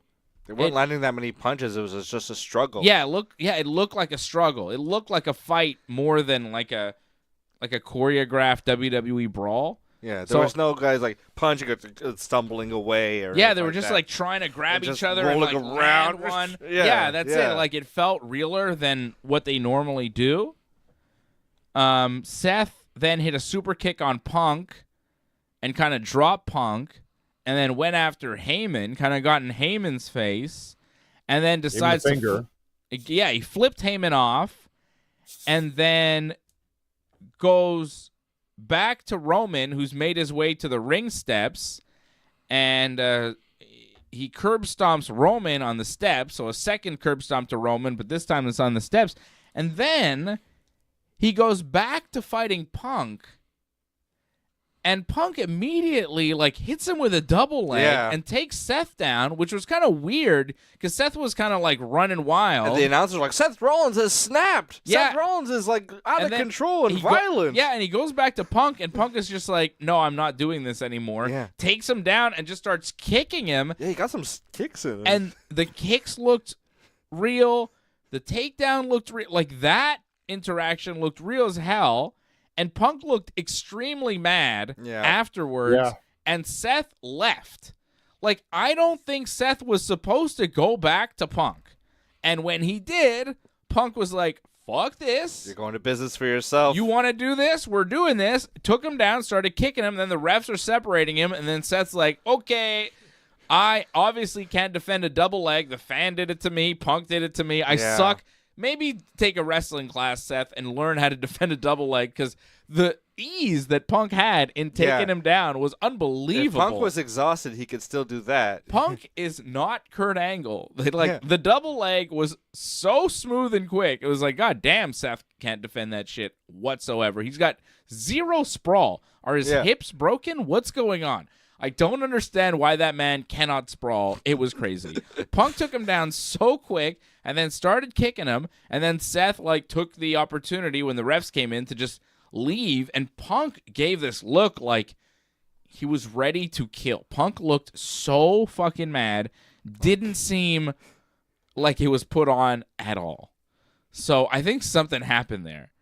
Goddamn, do they have a post-fight presser? Is Punk eating muffins right now, talking shit about Punk? Sack of talking cans shit about of lime Seth? water. Yeah, could we see Punk right now? Because, that whole Punk Seth thing was interesting, and it really got interesting right at the end.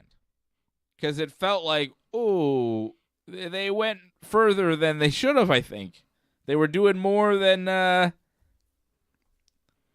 they had planned. It felt like they worked themselves into a shoot. I mean, that was well done the way it was done if it wasn't a shoot. But now I wonder, like you said, I'm like, is it going to be that empty-haired, dumb F, Seth Rollins now? Are we going to get that kind of thing? Because that's what it kind of felt like. And it feels like, too, is that the direction it was supposed to go? It's like you said, I feel like it was more Seth and Roman. Punk was just there, and I guess Seth was going to take a shot because why not? But Punk's like, well, no, that's not going to happen. Too bad. And now it feels like we're in the direction it has to be a three-way. Yeah. I don't know if that was what we're supposed to get off this. So it's weird. And if it does feel like it has to go into a three-way, and especially considering Jey Uso won the Rumble, so what's Punk and Seth and Roman doing at WrestleMania? What are they doing?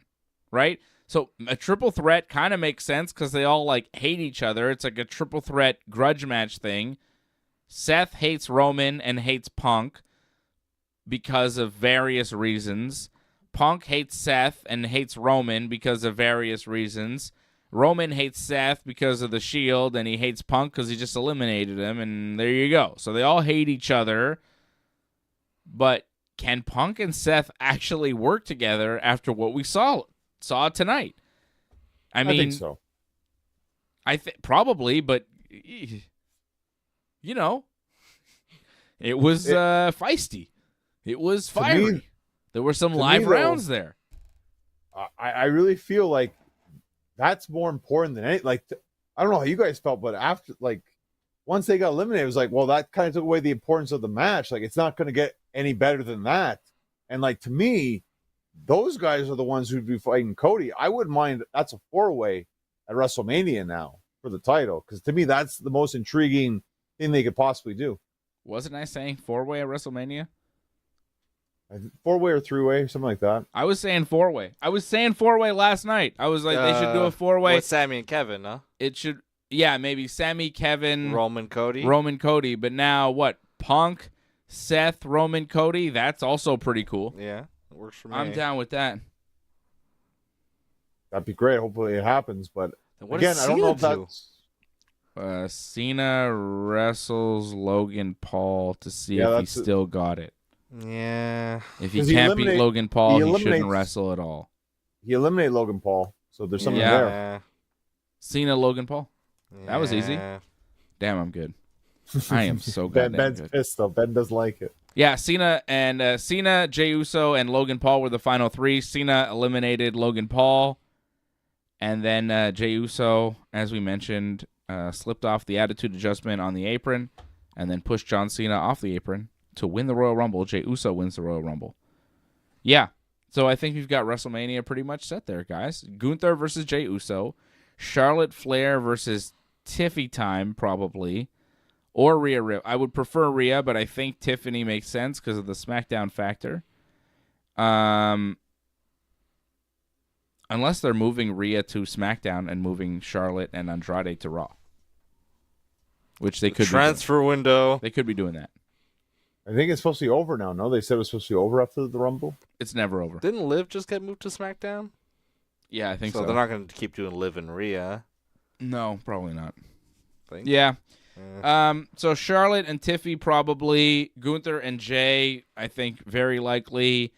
Cody, and Roman and Seth and Punk in a 4-way, I think works well.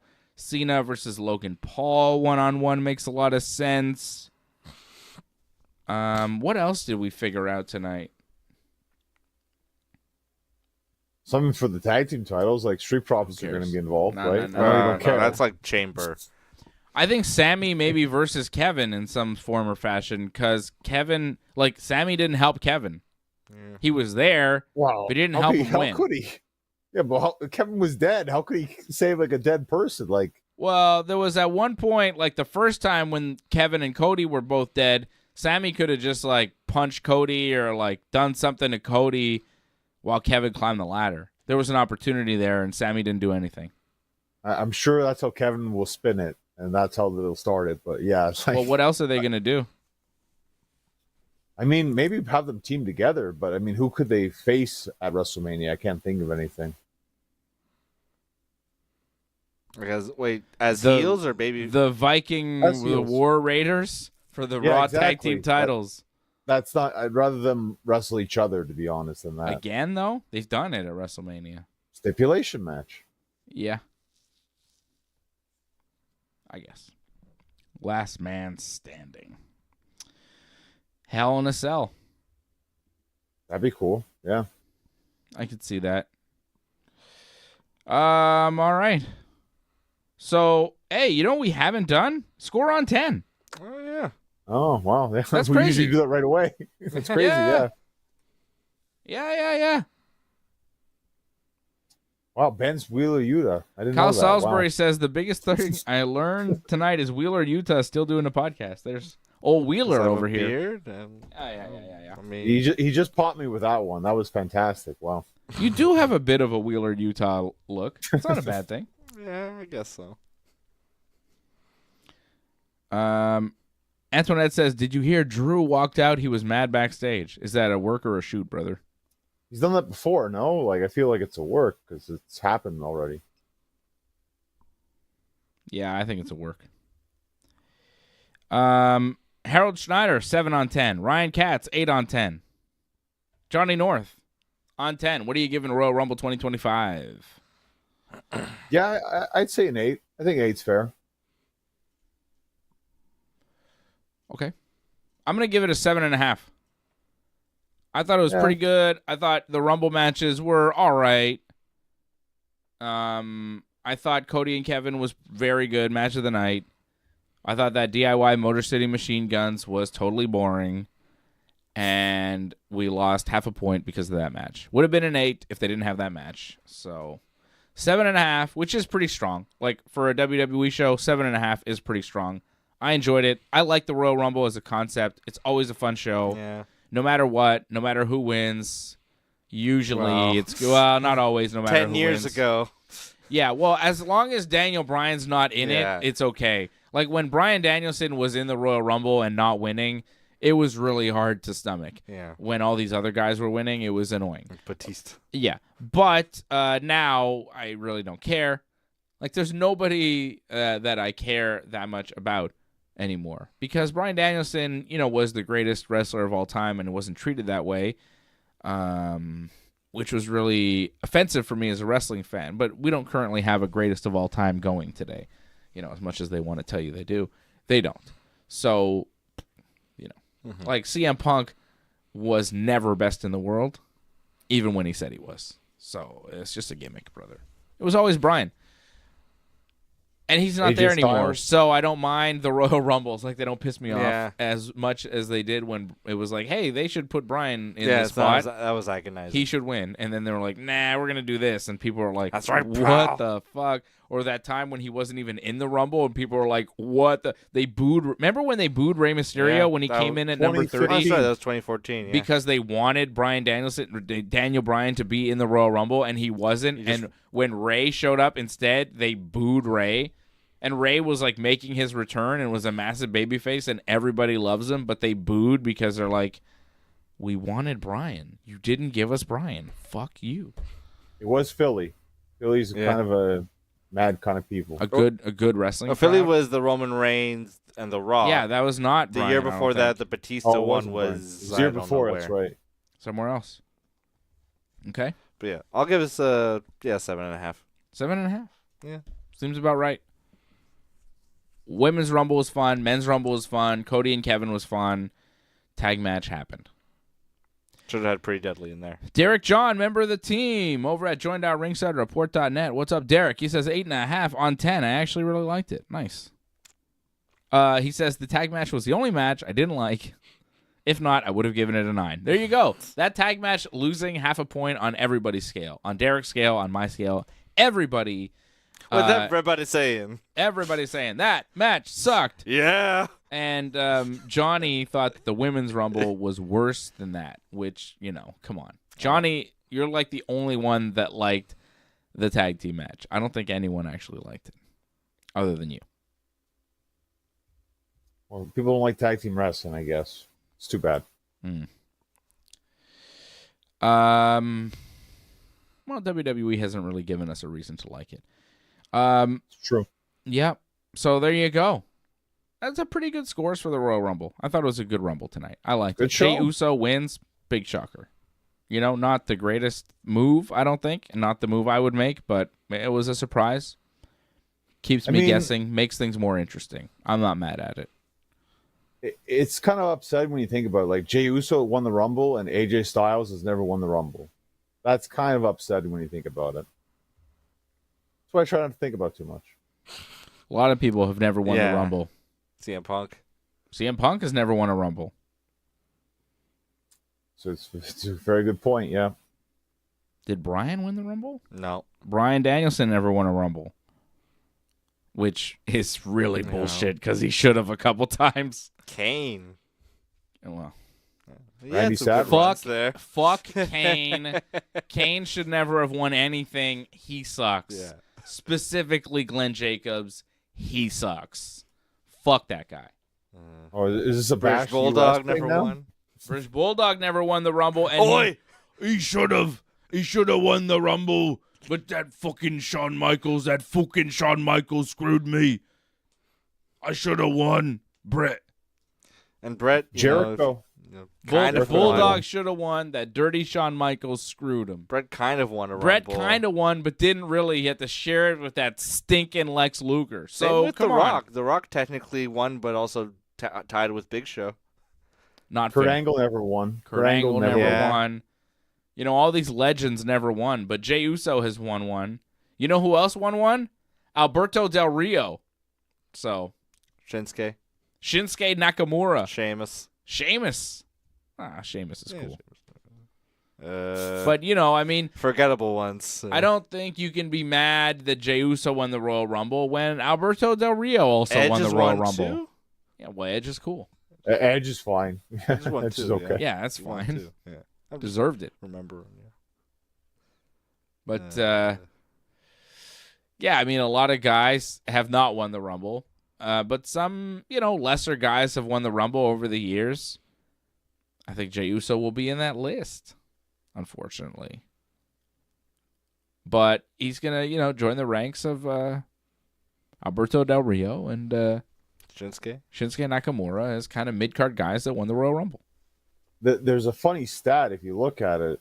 The guys who win it back-to-back, their first time they go for the title, all of them never win. Michaels, Hogan, Cody, Austin. Stone Cold? Yeah, Stone Cold too. First year didn't win.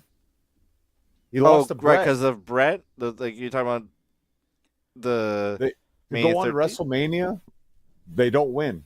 Hogan went on to face Warrior at Mania, lost. Wait. Austin, you're talking about the one, not 1998 when he beat Shawn Michaels. That was, or you're talking about 97? Yeah, when he got eliminated, right? But the refs didn't see him, and then he tossed Brett out, and he wasn't even in the match, though. Does that count, though, if he wasn't even in the title match? Didn't win the title. Didn't win, but wasn't in a title match. Yeah, it's not like he win the match. He did win back-to-back years. Stone Cold won in 97, 98. I mean, let's just look at the history of the Royal Rumble and just kind of compare the winners to Jey Uso, okay? Like, first one, Jim Duggan, whatever. Second one, Big John Studd, whatever. It wasn't what it, really was. 1990, Hulk Hogan wins the Royal Rumble. It becomes a big deal, okay? 91, Hogan wins again. It's a huge deal. Ric Flair wins in 1992. It was a legendary performance. Still my favorite Rumble ever.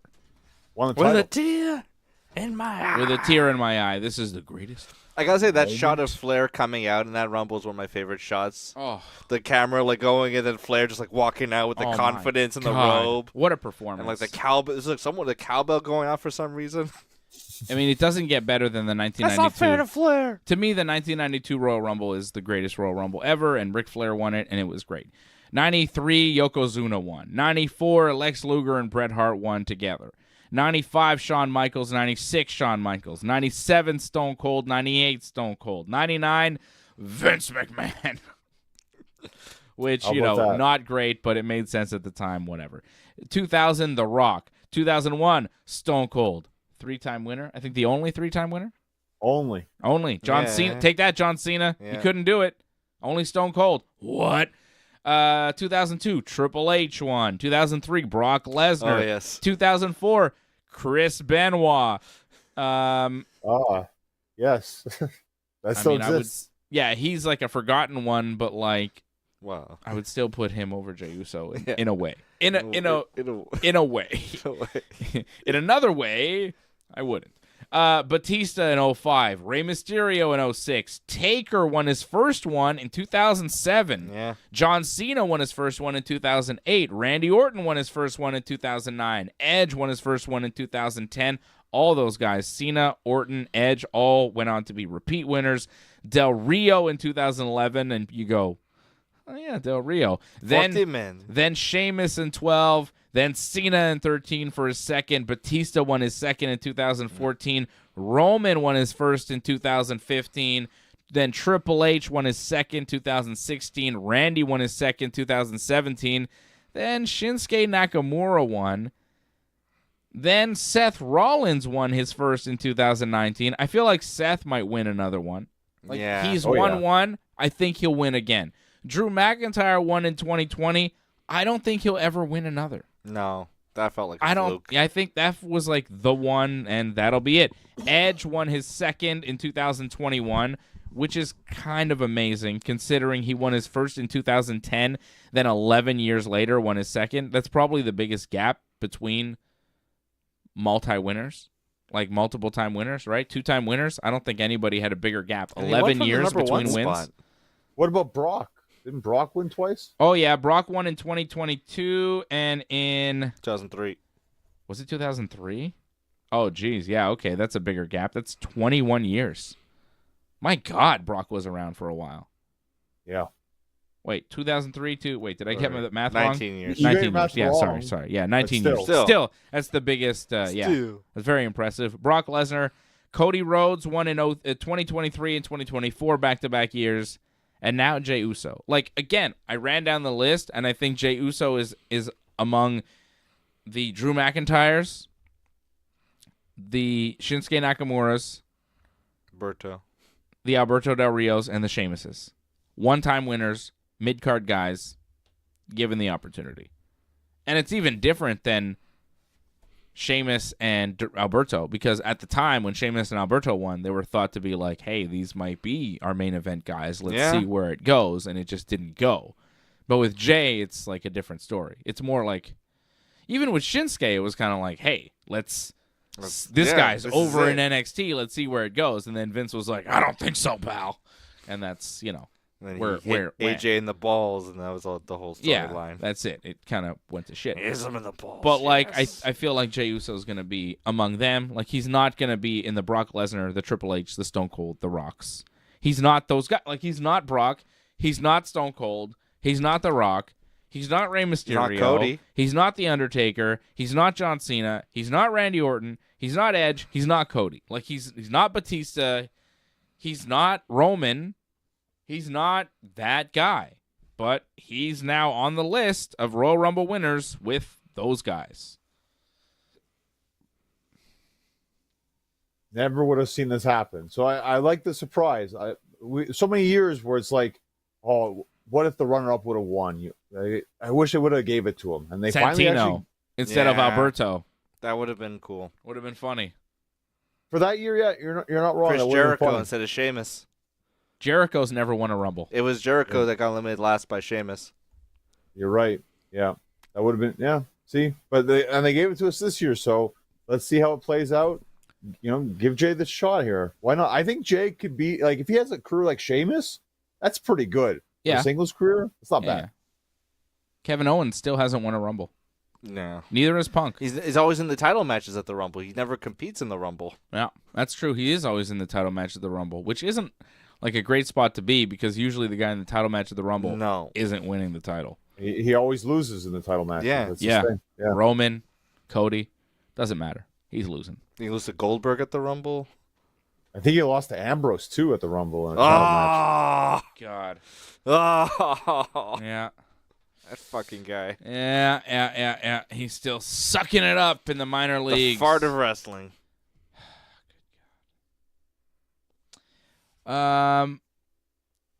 Antoinette says 9 for me. Match of the night, Cody and Kevin for sure. Solid scores on this Royal Rumble. People definitely enjoyed it. Angelo says I like the Royal Rumble. Match of the night was Cody Owens. I give it a solid 8 on 10. So Johnny giving it an 8. We're both giving it a 7.5. Seeing a lot of 8s, seeing a lot of 7s. The range is 7, 8, 9, which I think is very strong for a WWE show. Nobody going like, this was a 5, this sucked, this was a 3. Like, overall, the scores and the fans seem pretty happy with the event. Even though we may not have got the winners we wanted or expected and everything, I think we kind of got the winners we wanted and expected in most. The Rumble was not what we expected. Maybe it's what we wanted. Some of us is what we wanted. I don't know if it's what I wanted. I think I would have wanted a more standard major star Rumble winner, especially in a Rumble where we had so many major stars. I kind of thought, like, give it to one of them. Give it to Cena, give it to Punk, give it to Roman. Give it to one of those guys to set us up for WrestleMania, but instead they went with Jey Uso to set us up for like a Gunther match at Mania, which is like, all right. That's what that was for. The match that we just saw at Saturday night's main event is now going to be one of their headlining matches at WrestleMania. Cool. Unless Jey Uso's like, fuck it, I'm challenging Cody, and we're all wrong. It's not out of the question. I do remember in Montreal, Cody, was it after Mania? Like a couple weeks after Mania, there was a Montreal Raw, and Cody called out Jey Uso to thank him for his help, and he goes, hey, until we eat again, like maybe one day we'll compete on the big stage. I mean, how much would that did happen, suck? and it did feel like kind of like out of left field at the time of like, does anyone want to see Jey Uso and Cody? Like, I know we've seen Jey Uso and Gunther, and we haven't loved it, but like, It's not impossible that it's Jey and Cody. It's not. He won the Rumble. And, they're friendly together. They're, Like, we didn't expect him to win the Rumble, so who knows? Yeah. I mean, in kayfabe, it makes sense. Like, you go for the top title. You go for the top champion. In kayfabe, that makes the most sense. But he's going to be dumb and be like, oh, like, I know I can beat Gunther. Because he did that promo, like, I know I can beat Gunther. So that's clearly where he's going. Yeah, he said he knows he can beat him. He's got this current feud going with him, and he's just won the Rumble to earn himself a title shot against him at WrestleMania. Why wouldn't he go up against Gunther? It seems like obvious he's going to do it. It would be a major shock if he went up against Cody instead, but it was a major shock that he won the Rumble, so who knows what they have up their sleeve. They might be doing some weird shit. Don't know. I'd be surprised, though. Like, Jay's a big babyface, Gunther's a big heel. It's the match. Yeah. Cody is the babyface, Jey Uso is a babyface. Like, why the hell would they go there? They're not doing that. Kind of Warrior Hogan thing. Nope. AJ in the chat, 8 on 10. There you go. Derek John says, I'd rather see Jey versus Cody. Okay. There's one vote for Jey versus Cody. It's a fresh match, so that's good. I don't know if AJ actually watched the show. I feel AJ might be just going on some bandwagons, but that's okay. I don't know how much he watched, but I know he texted me during the Rumble telling me Logan Paul was going to win. Oh, wow, cool. That's and awesome. then I said, no, he's not going to win. I said John Cena was going to win. And then we were both wrong. Oh, maybe next year you'll get McGregor in the Rumble. You never know, right? McGregor needs to stop tweeting the N-word to Khabib. And stop with the, Yeah, I don't think he would be allowed in WWE. They're both owned by the same company, TKO, WWE and UFC, but different rules for UFC fighters and for WWE wrestlers. Yes. Very different rules. Bryce Mitchell would not be, I was going to say Bryce Harper. Bryce Mitchell would not be in the WWE anymore. And for some reason, he's still in the UFC. So. You're right, but they love celebrities, and Conor's quite a huge celebrity, regardless of all the terrible controversies. Not as much as he used to be. I mean, I would like to see Conor McGregor in the Royal Rumble next year just so Braun Breaker could spear the living shit out of him. I feel like it's a bit past the prime to have Conor in WWE. Like Conor jumped the shark, man. It's over with 5-6 years ago, maybe. Yeah, Conor's not a big star anymore. No one really cares about him. He's kind of a joke. It's not even like when they had Ronda WWE. Like, she was still kind of fresh from her career. Yeah. Fighting career. Now, like, Conor hasn't fought in so long, and, like, I think the general consensus on Conor is just like, man. Go away. What happened, man? It's like a total unraveling of a man that we're seeing in public. We're just seeing like alcoholism and possible drug issues and just lack of discipline and lack of fighting. We're just seeing it just unravel in public with Conor, where I feel like the public sees him and kind of goes, we don't need this anymore, guys. We're good. You don't think because it's in Saudi Arabia they would do it because they know to get attention and maybe they'd like that? I mean, they're willing to do anything for money, John, and it's Saudi Arabia, and it's going to be 2026. The way the world is going, the Royal Rumble in Saudi Arabia in 2026, anything could happen. I wouldn't be surprised if fucking Baron Trump won the Rumble next year. Elon Musk. Yeah, I mean, it's a fucking... I don't know where we're headed. But it's where culture's gonna be. Yeah, exactly. Logan Paul could win the Rumble next year. Conor McGregor could win the Rumble next year. What is it? MBS or whatever the guy's name is. He could win the Rumble next year. I thought you were like naming a rapper. No, like the leader. No, the leader of Saudi Arabia. That guy could be like, I'm winning the Royal Rumble. Okay. No one's gonna say no. So it could be anybody, and I really. If Conor's in it and whatever, like, yeah, sure, John. The world is an ugly place and ugly things happen. Sure. The Rumble's in Saudi Arabia next year, and they might be milking it for 2 nights. So sure. That means the women's will, like, main event one night? Yes. It'll be the pajama. Yeah, you're going to have, 30 women covered head to toe in the Royal Rumble. It's going to look so stupid. Yeah. Because they choose to do it in a fucking backwards country. Am I allowed to call Saudi Arabia a backwards country? Is that wrong? Is that like a... I don't know. It's your opinion. Well, it seems backwards. Yeah. To me, in my world, brother... In this country... With my backdrop of Hulk Hogan's, brother, let me tell you about real America, brother. In my America, brother, our women are basically nude and our men are covered up. Not the other way around like in Saudi Arabia, brother. They cover up all their women and they have their men nude, or they allow nude men, or whatever it is, brother. I don't know. All I know is I saw Randy Orton in his underwears last time they were there, and all the women were covered up, brother. And that's not cool. The hell's going on over there, Saudi Arabia? And whenever I say shit about Saudi Arabia, minor things, I get like Saudi trolls on Twitter going after me, saying the same message from different accounts. You remember that, John? Yeah. That was weird. It's happened a couple of times. It's like Saudi bots. They're bots. Yeah. It's like troll Saudi bots to like promote Saudi. So it just giving like vague threats. And kind of threatening me a little bit. Don't cross us. Don't say that you have no right to speak and shit like that. And I go, you're a bot or whatever the fuck you are. And I made a kind of offensive remark about the Rumble being in Saudi, going like Xavier Woods face, kind of going like, I don't know about this. That was it. Yeah. And then I got a barrage of like bots from Saudi. You shouldn't speak. Shut up. And I was like, whoa. I guess I enraged the Saudi bot army who defends Saudi given any minor slight. Which just kind of makes me double down on my shit-talking of Saudi Arabia because, A, if you know anything about me, you know that I hate to travel, and I would never go there. I would never go... Of all the places to travel by plane. Bro, I don't go anywhere. Yeah. I've been to 2 countries, Canada and America, and I plan to keep it that way, okay? I don't plan to go into any of these other countries. I don't trust them. And even now, I'm barely trusting America, okay? I'm staying in Canada. I'm not going nowhere. I don't go to foreign countries. I don't trust them. You won't go to France. Let me tell you something, brother. I don't trust foreign countries, okay? I don't go to them. I stay in my own country, dude. That's how I stay safe, brother. Canada first, dude. Anyways, it's true.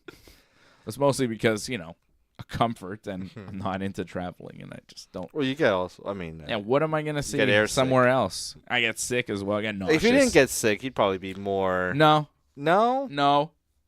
They got no weed in Japan, brother. What's the point? I'm not going anywhere where they don't have weed. Amsterdam. If you don't have legal weed, I'm not going to your shitty country. Saudi Arabia. You guys don't have legal weed. Suck my balls. I'm not going there. Close to legal weed. They got nothing over there. They got nothing for me over there. I'm not going to Saudi Arabia. I'm not going to no foreign countries. The only places in the States I'll go to is the states where they got legal weed. It's like California. I go to California. I go to the state of Maine, the state of New York. Maine was lovely. The state of New Jersey. These are all legal weed states, and I recommend them, and I love them, and I think they're fine. But I'm not going to no country where they don't have legal weed. I'm not going to no country where not allowed to hold hands with a woman. I'm not going to that country. I'm not going to a country where women have to cover up and men could wear Speedos. I'm not going to that country. I'm not going to any of these countries, man. I don't like traveling. I don't like going to foreign countries. I'm coming off pretty bad, I think, right now. I'm not, against the countries. I just, as a personal preference, I don't want to fucking go. I'm not interested. So Saudi Arabia, suck my balls. I'm never going near you. And if you come to Canada and try to get me, good luck. I stay ready. And I love a fight. Imagine Saudi assassins come and kill me. That'd be crazy. Man. Canada would be mad pissed. They'd be like, you can't do that in Canadian soil. They'd be like, oh, no. And they'd be like, oh, no. Yeah, they probably could. But good luck, assassins. Good luck assassinating me. Good luck, assassins. Do your worst. Do your worst, Saudi assassins. Agent 47. I'm going to kick you guys in the balls. You'll be fucked. I don't like that. I'm surprised. AJ's against you on this one. He's AJ says Saudi number one. Don't blow it. He's a simp. Yeah, AJ is a Saudi Arabia simp. He'll go where the money is. He's got absolutely no character and scruples. He's got no scruples. He'll go to the billionaire class and the oligarchs. He'll sell his soul to the billionaires and the oligarchs of this world and not realize he's being completely taken advantage of and screwed over. Just like most of the population out there getting absolutely fucked by the man, and they're willing to take it. And not Becky Lynch. So, Saudi Arabia, no. I say no to you. I say no to your bots. I say nay. I say no to your bots. I will watch the Royal Rumble when it is there. I watched a TV show from Saudi Arabia today. I saw Israel Adesanya get knocked out by Imavov. That was pretty cool. No. Didn't see that one coming. I watched the shows from your place, but I'm not going to your place. So I'm not scared of your bots, and I'm not scared to say shit about your stupid country because I think it sucks because your rules are dumb. I don't like your rules. I think they are stupid. The Wahhabism. And I don't give a fuck that it's religious or whatever. I don't care. Sucks. Oh, I can't wait for Thursday now. So I'm sure AJ is going to have a rebuttal. If he's not going to say something right now. Oh, AJ's joking. He says you're blowing. AJ can't even spell your. AJ doesn't even know the right your. So I'm not listening to his opinion. Like, honestly, if you start your sentence with your and you spell the wrong one, it's YOUR instead of YOU apostrophe RE. If you do that, I'm not reading the rest of your shit because I go, well, you don't know the difference between that and that, so I'm just not going to give you the time of day. And that's really, people, you got to get your grammar up. You got to get your spelling up because a lot of people are going to see what you write and go, you can't form basic sentences. You can't make basic words that we should all have known by the age of 12. So we're not listening. I mean, yeah, I'm being nice. So we're not listening to anything you have to write afterwards because it's all... Yeah. There. There's 3 different theirs. Yeah, AJ trying to fix it, but he didn't. I just, yeah, that's it. The there thing, the your. If you write like that to me on the internet or whatever, I just go, meh, I see what you're operating with, and it's not a full deck. AJ. See, Again, he thinks it's you are. That's legit how he thinks it's spelled. That's even worse. That's even worse. That's even worse. That's okay. I can't wait for Thursday. I'm sure he has a lot to say Thursday. It'll be fun. Mm-hmm. Oh, AJ always has a lot to say. AJ. Yeah. Even if you don't want to hear it, he's got a lot to say. Learn to spell. Keep your grammar up. Stay up. Stay out of Saudi. Jey Uso is the Royal Rumble winner. Yeet. Yeet, yeet. No yeet. No yeet. No yeet. I gotta say, I always thought the single star of that team was gonna be Big Jim. He is still a single star. I always thought he was gonna be the breakout, like he was gonna win a Rumble, and like he was gonna be competing. I always thought, like back in the day, it was gonna be Jimmy Uso, kind of. And like Jay, I thought was more of an injury risk. He kept hurting his shoulder and like being out for a while. John Cena's gonna be in the Elimination Chamber. I just read that on our ticker. Oh. He's announced he's entering the Elimination Chamber. He's desperate. Any way to get in. 4 weeks away now, March 1st in Toronto, Elimination Chamber. Cena is in it. Well, think about it. You'll probably get Cena. You'll probably get Roman. You'll probably get Punk. I think Rollins as well. Like Drew McIntyre. That's going to be a star-studded Elimination Chamber. So how do they figure a non-finish for that and make it a 4-way or multi-man match at WrestleMania? Wouldn't you have to have one clear winner out of the chamber, and wouldn't it be John Cena to face Cody Rhodes? Sadly, probably. Right? So maybe it's not a 4-way. Maybe it's Cena-Cody. Like if Cena's entering the chamber and that kind of means, maybe the winner of the chamber faces Cody, it's hard to do like a screwy finish in an Elimination Chamber. Yeah.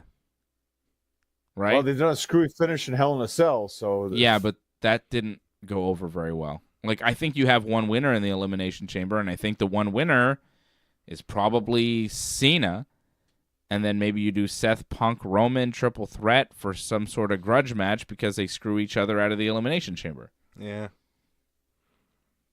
It's very likely. Yeah, I could see that. Wow. Breaking news just keeps on breaking here. Let's finish the show before more news breaks and we have to cover it, okay? All right. Did Punk say anything? Did Punk have any muffins yet? No? I think they kept Punk away from a microphone because, he's probably pissed off. Yeah, that was quite a confrontation with Seth Rollins. Like, I wonder what actually went down there. Very interesting. Because they had a match against each other, so it's not like they can't, Yeah. Put hands, they know how to put hands on each other safely. He did have a match with Hangman, and it didn't seem good, right? Yeah, that's true. Like, he had the match safely with Hangman, but there was still obviously issues. Yeah. Punk just can't get along, can he? I think it's Seth. Maybe. Because Seth, I think, probably was like, I'm going to go get a shot in because, like, screw this guy. I hate him, and, I think he had trouble... compartmentalizing his feelings. I think he went to business for himself there. But maybe something happened with Punk. Like, Seth and Punk probably both wanted to be the winner of that Raw match. Punk won. Yeah. Okay. Yeah. I don't know how Seth feels about that. I don't know how the politicking went there, but, I could see an issue stemming from just the finish of the match.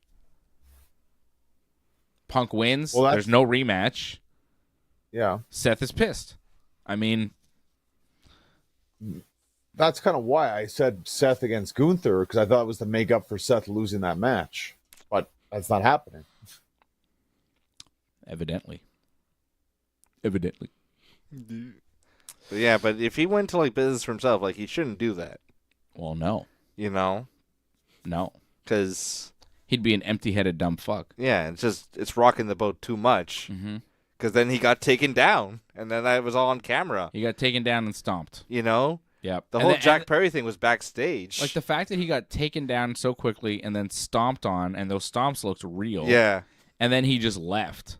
Was like, and then Punk's face and Seth, like the little interaction, and then Seth just bailing afterwards, and Punk's face, you just go, huh. Yeah, like one of the refs told Seth, like, hey, Hunter's got to talk to you backstage. One of the refs told Seth, go. Yeah, Jessica Carr. I think Carr she said, get out of here, Seth. Get out of here, Seth. And she meant, like, get out of here. Paul wants to talk to you. And then a bunch of refs surrounded Punk, just kind of like, cool it, wait, don't go after it. Like, go the other way. Go the other way. Yeah. Punk went somewhere else. I think he was off camera. I think Punk like went through like another way to get backstage. Like they might not have even crossed backstage because it was that heated. Something went wrong there. And even when Roman was like yelling at Punk, like Roman seemed really mad. Like I think Roman was acting, but like Roman seemed really like it was. Yeah, but it was weird the way he was yelling at him, because he was like on his stomach, kind of after getting eliminated, just like yelling at Punk, and like kind of berating him. He didn't go after him. He just kind of yelled at him. Like then he got curb stomped. So yeah. He had to be like, ugh. Yeah. It was a weird look of Roman. Yeah, Roman just seems really intense. He said something a month ago. That's what last thing he said was a month ago. So I don't know what that was about. I feel like Punk's been around now for like, a good year and a bit, and now he's been active in the WWE since November. He's been pretty active. Yeah. I wonder how he's getting along with everybody, because all the interviews you see with Punk, still to this day, he's like, a lot of people don't like me. They're mad because I'm better than them, or I'm getting more, and I'm doing this. Yeah, he's still saying this kind of stuff. I thought it's more like him hanging out with like NXT and kind of being a teacher. When he first came back, it was like, yeah, I'm happy to be here, da-da-da. I saw an interview recently with Punk, and he's like, some people don't like me, but that's just because da-da-da, and they're happy, And I was like, ooh, okay, you're settling in. You're getting comfortable, and it's no more like when you walk in at first, you're walking on eggshells, you're trying to be nice to everybody because you have this reputation. Then you settle in, and you're just in your zone, and you're trying to be the top guy, and you want to main event WrestleMania, and you don't care whose toes you have to step on. And I think Punk's in that mode now. And when Punk gets in that mode, he's not like Mr. Smiley, like, hey, nice to see you, I haven't seen you in so long. Let's talk. Let's clear the air. Now it's like, well, we've cleared the air, and if you don't like it, then too bad, and I don't care that we had all this prior beef, and I don't care that we're kind of friendly now. I'm here to win and go up here, and if you're staying here because of it, too bad. I make money, you're whatever. And that's Punk's attitude. So I think, that's becoming more obvious to his coworkers. Everywhere Punk goes, for his entire career, he's rubbed people the wrong way. For anyone to think that this run in WWE is going to be sunshine and rainbows and everybody happy and Punk getting along with everybody and everything's cool. Why would it be like that now? Has he ever demonstrated the ability to get along with his peers? I mean, even when he was on top, even when he was on top, there were stories of him pissing people off, talking about how he's a locker room leader, and then Booker, like he's a world champion. He's like, I'm locker room leader, and Booker T's like, who says you're the locker room leader? Like that story was out there. Yeah. Like Punk has always rubbed people the wrong way, always. So to make you think now that like he's cool with everybody, and he had a match with Seth, though it must be fine. I don't know, man. I think Punk's comfortable, and he's just trying to get his way. He doesn't give a shit who he steps on. And people getting stepped on, and they don't like it. Well, I didn't like one thing that was said on commentary. I think Wade Barrett said it, where he's like, CM Punk left WWE so many years ago because he wasn't in the main event WrestleMania. Like, I don't like how they're trying to make that into the story, where that clearly And it's been documented that wasn't the case whatsoever. Yet now that's what they're trying to sell as the story. It kind of was. I mean, in it a wasn't certain sense, like he wasn't promoted as one of those guys. He was told he was going to work Triple H at Mania in like a kind of middle of the card match, a grudge match type of thing. He didn't want to do it, so he quit right after the Rumble. He was told, you're going to wrestle Triple H. He wanted to work Bryan in the main event for the belt and probably win. They said, that's not our plan. We're going to have you wrestle Triple H. He says to Triple H, you need to wrestle me way more than I need to wrestle you. I don't want to be here anymore. I'm sick. I'm tired. I'm this and that. And I don't like my creative, so I'm leaving.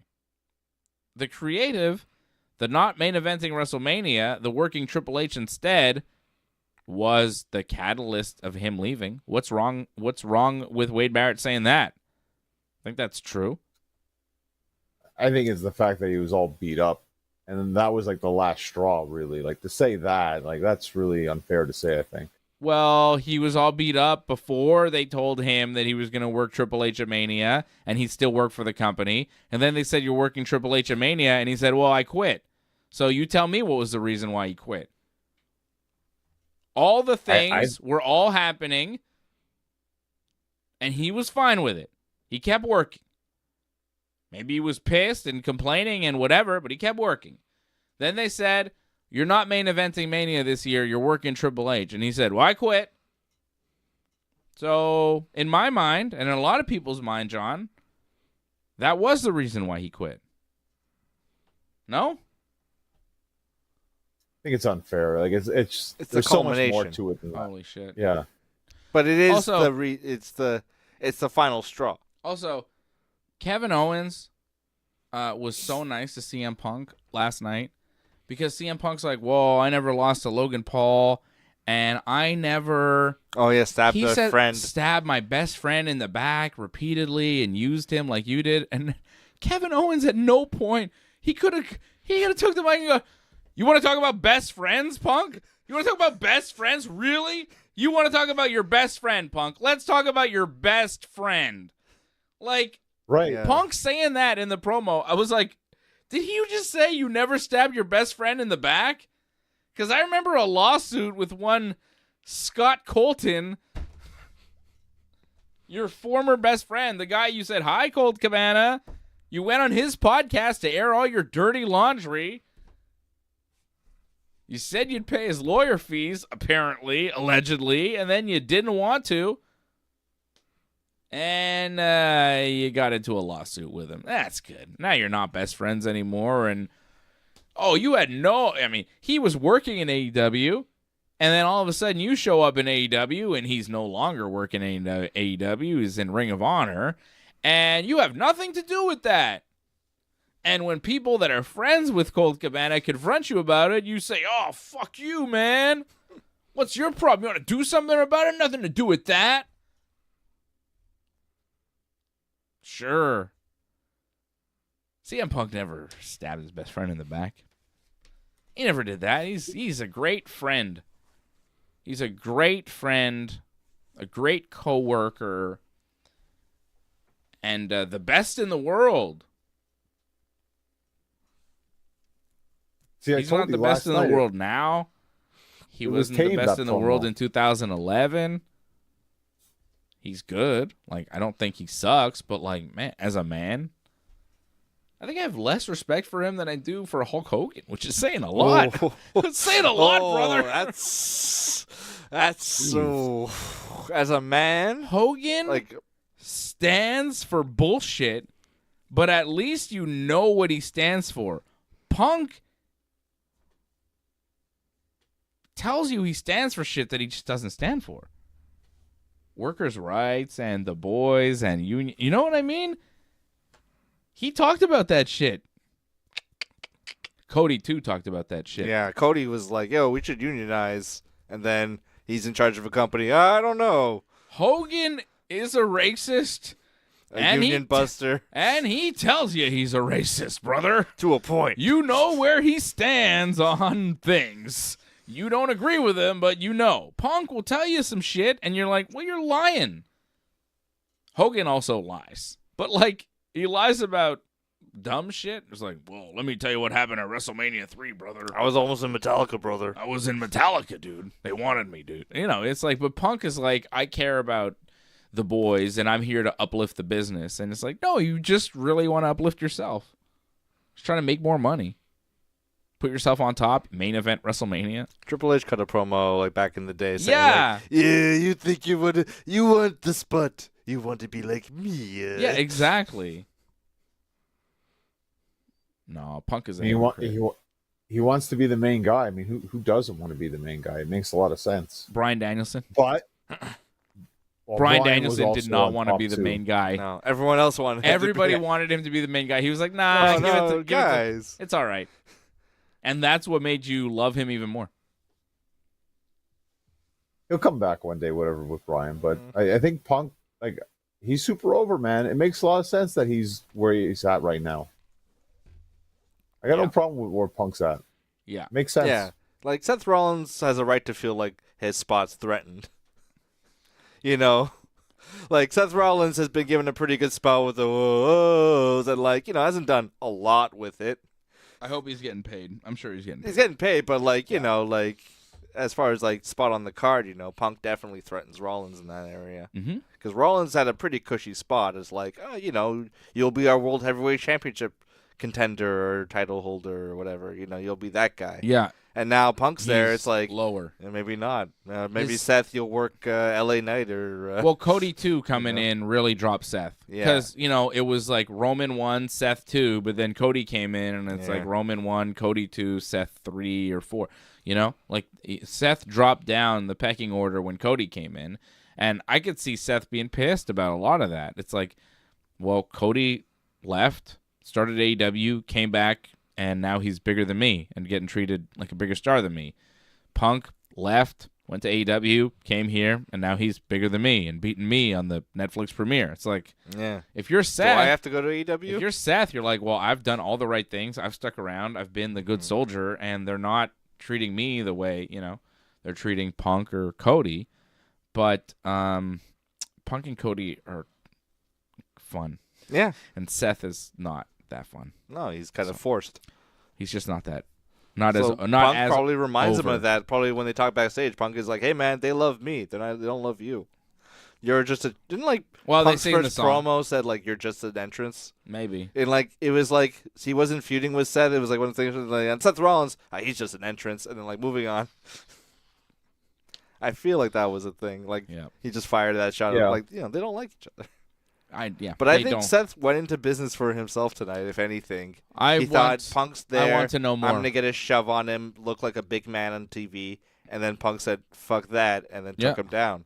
You're not getting an over on me in any way. I'd like to know more. I'd like to see more, hear more about all of that.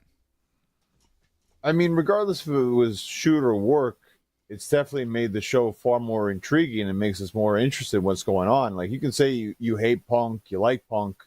He does add more to the show, good, bad, or indifferent. I like him.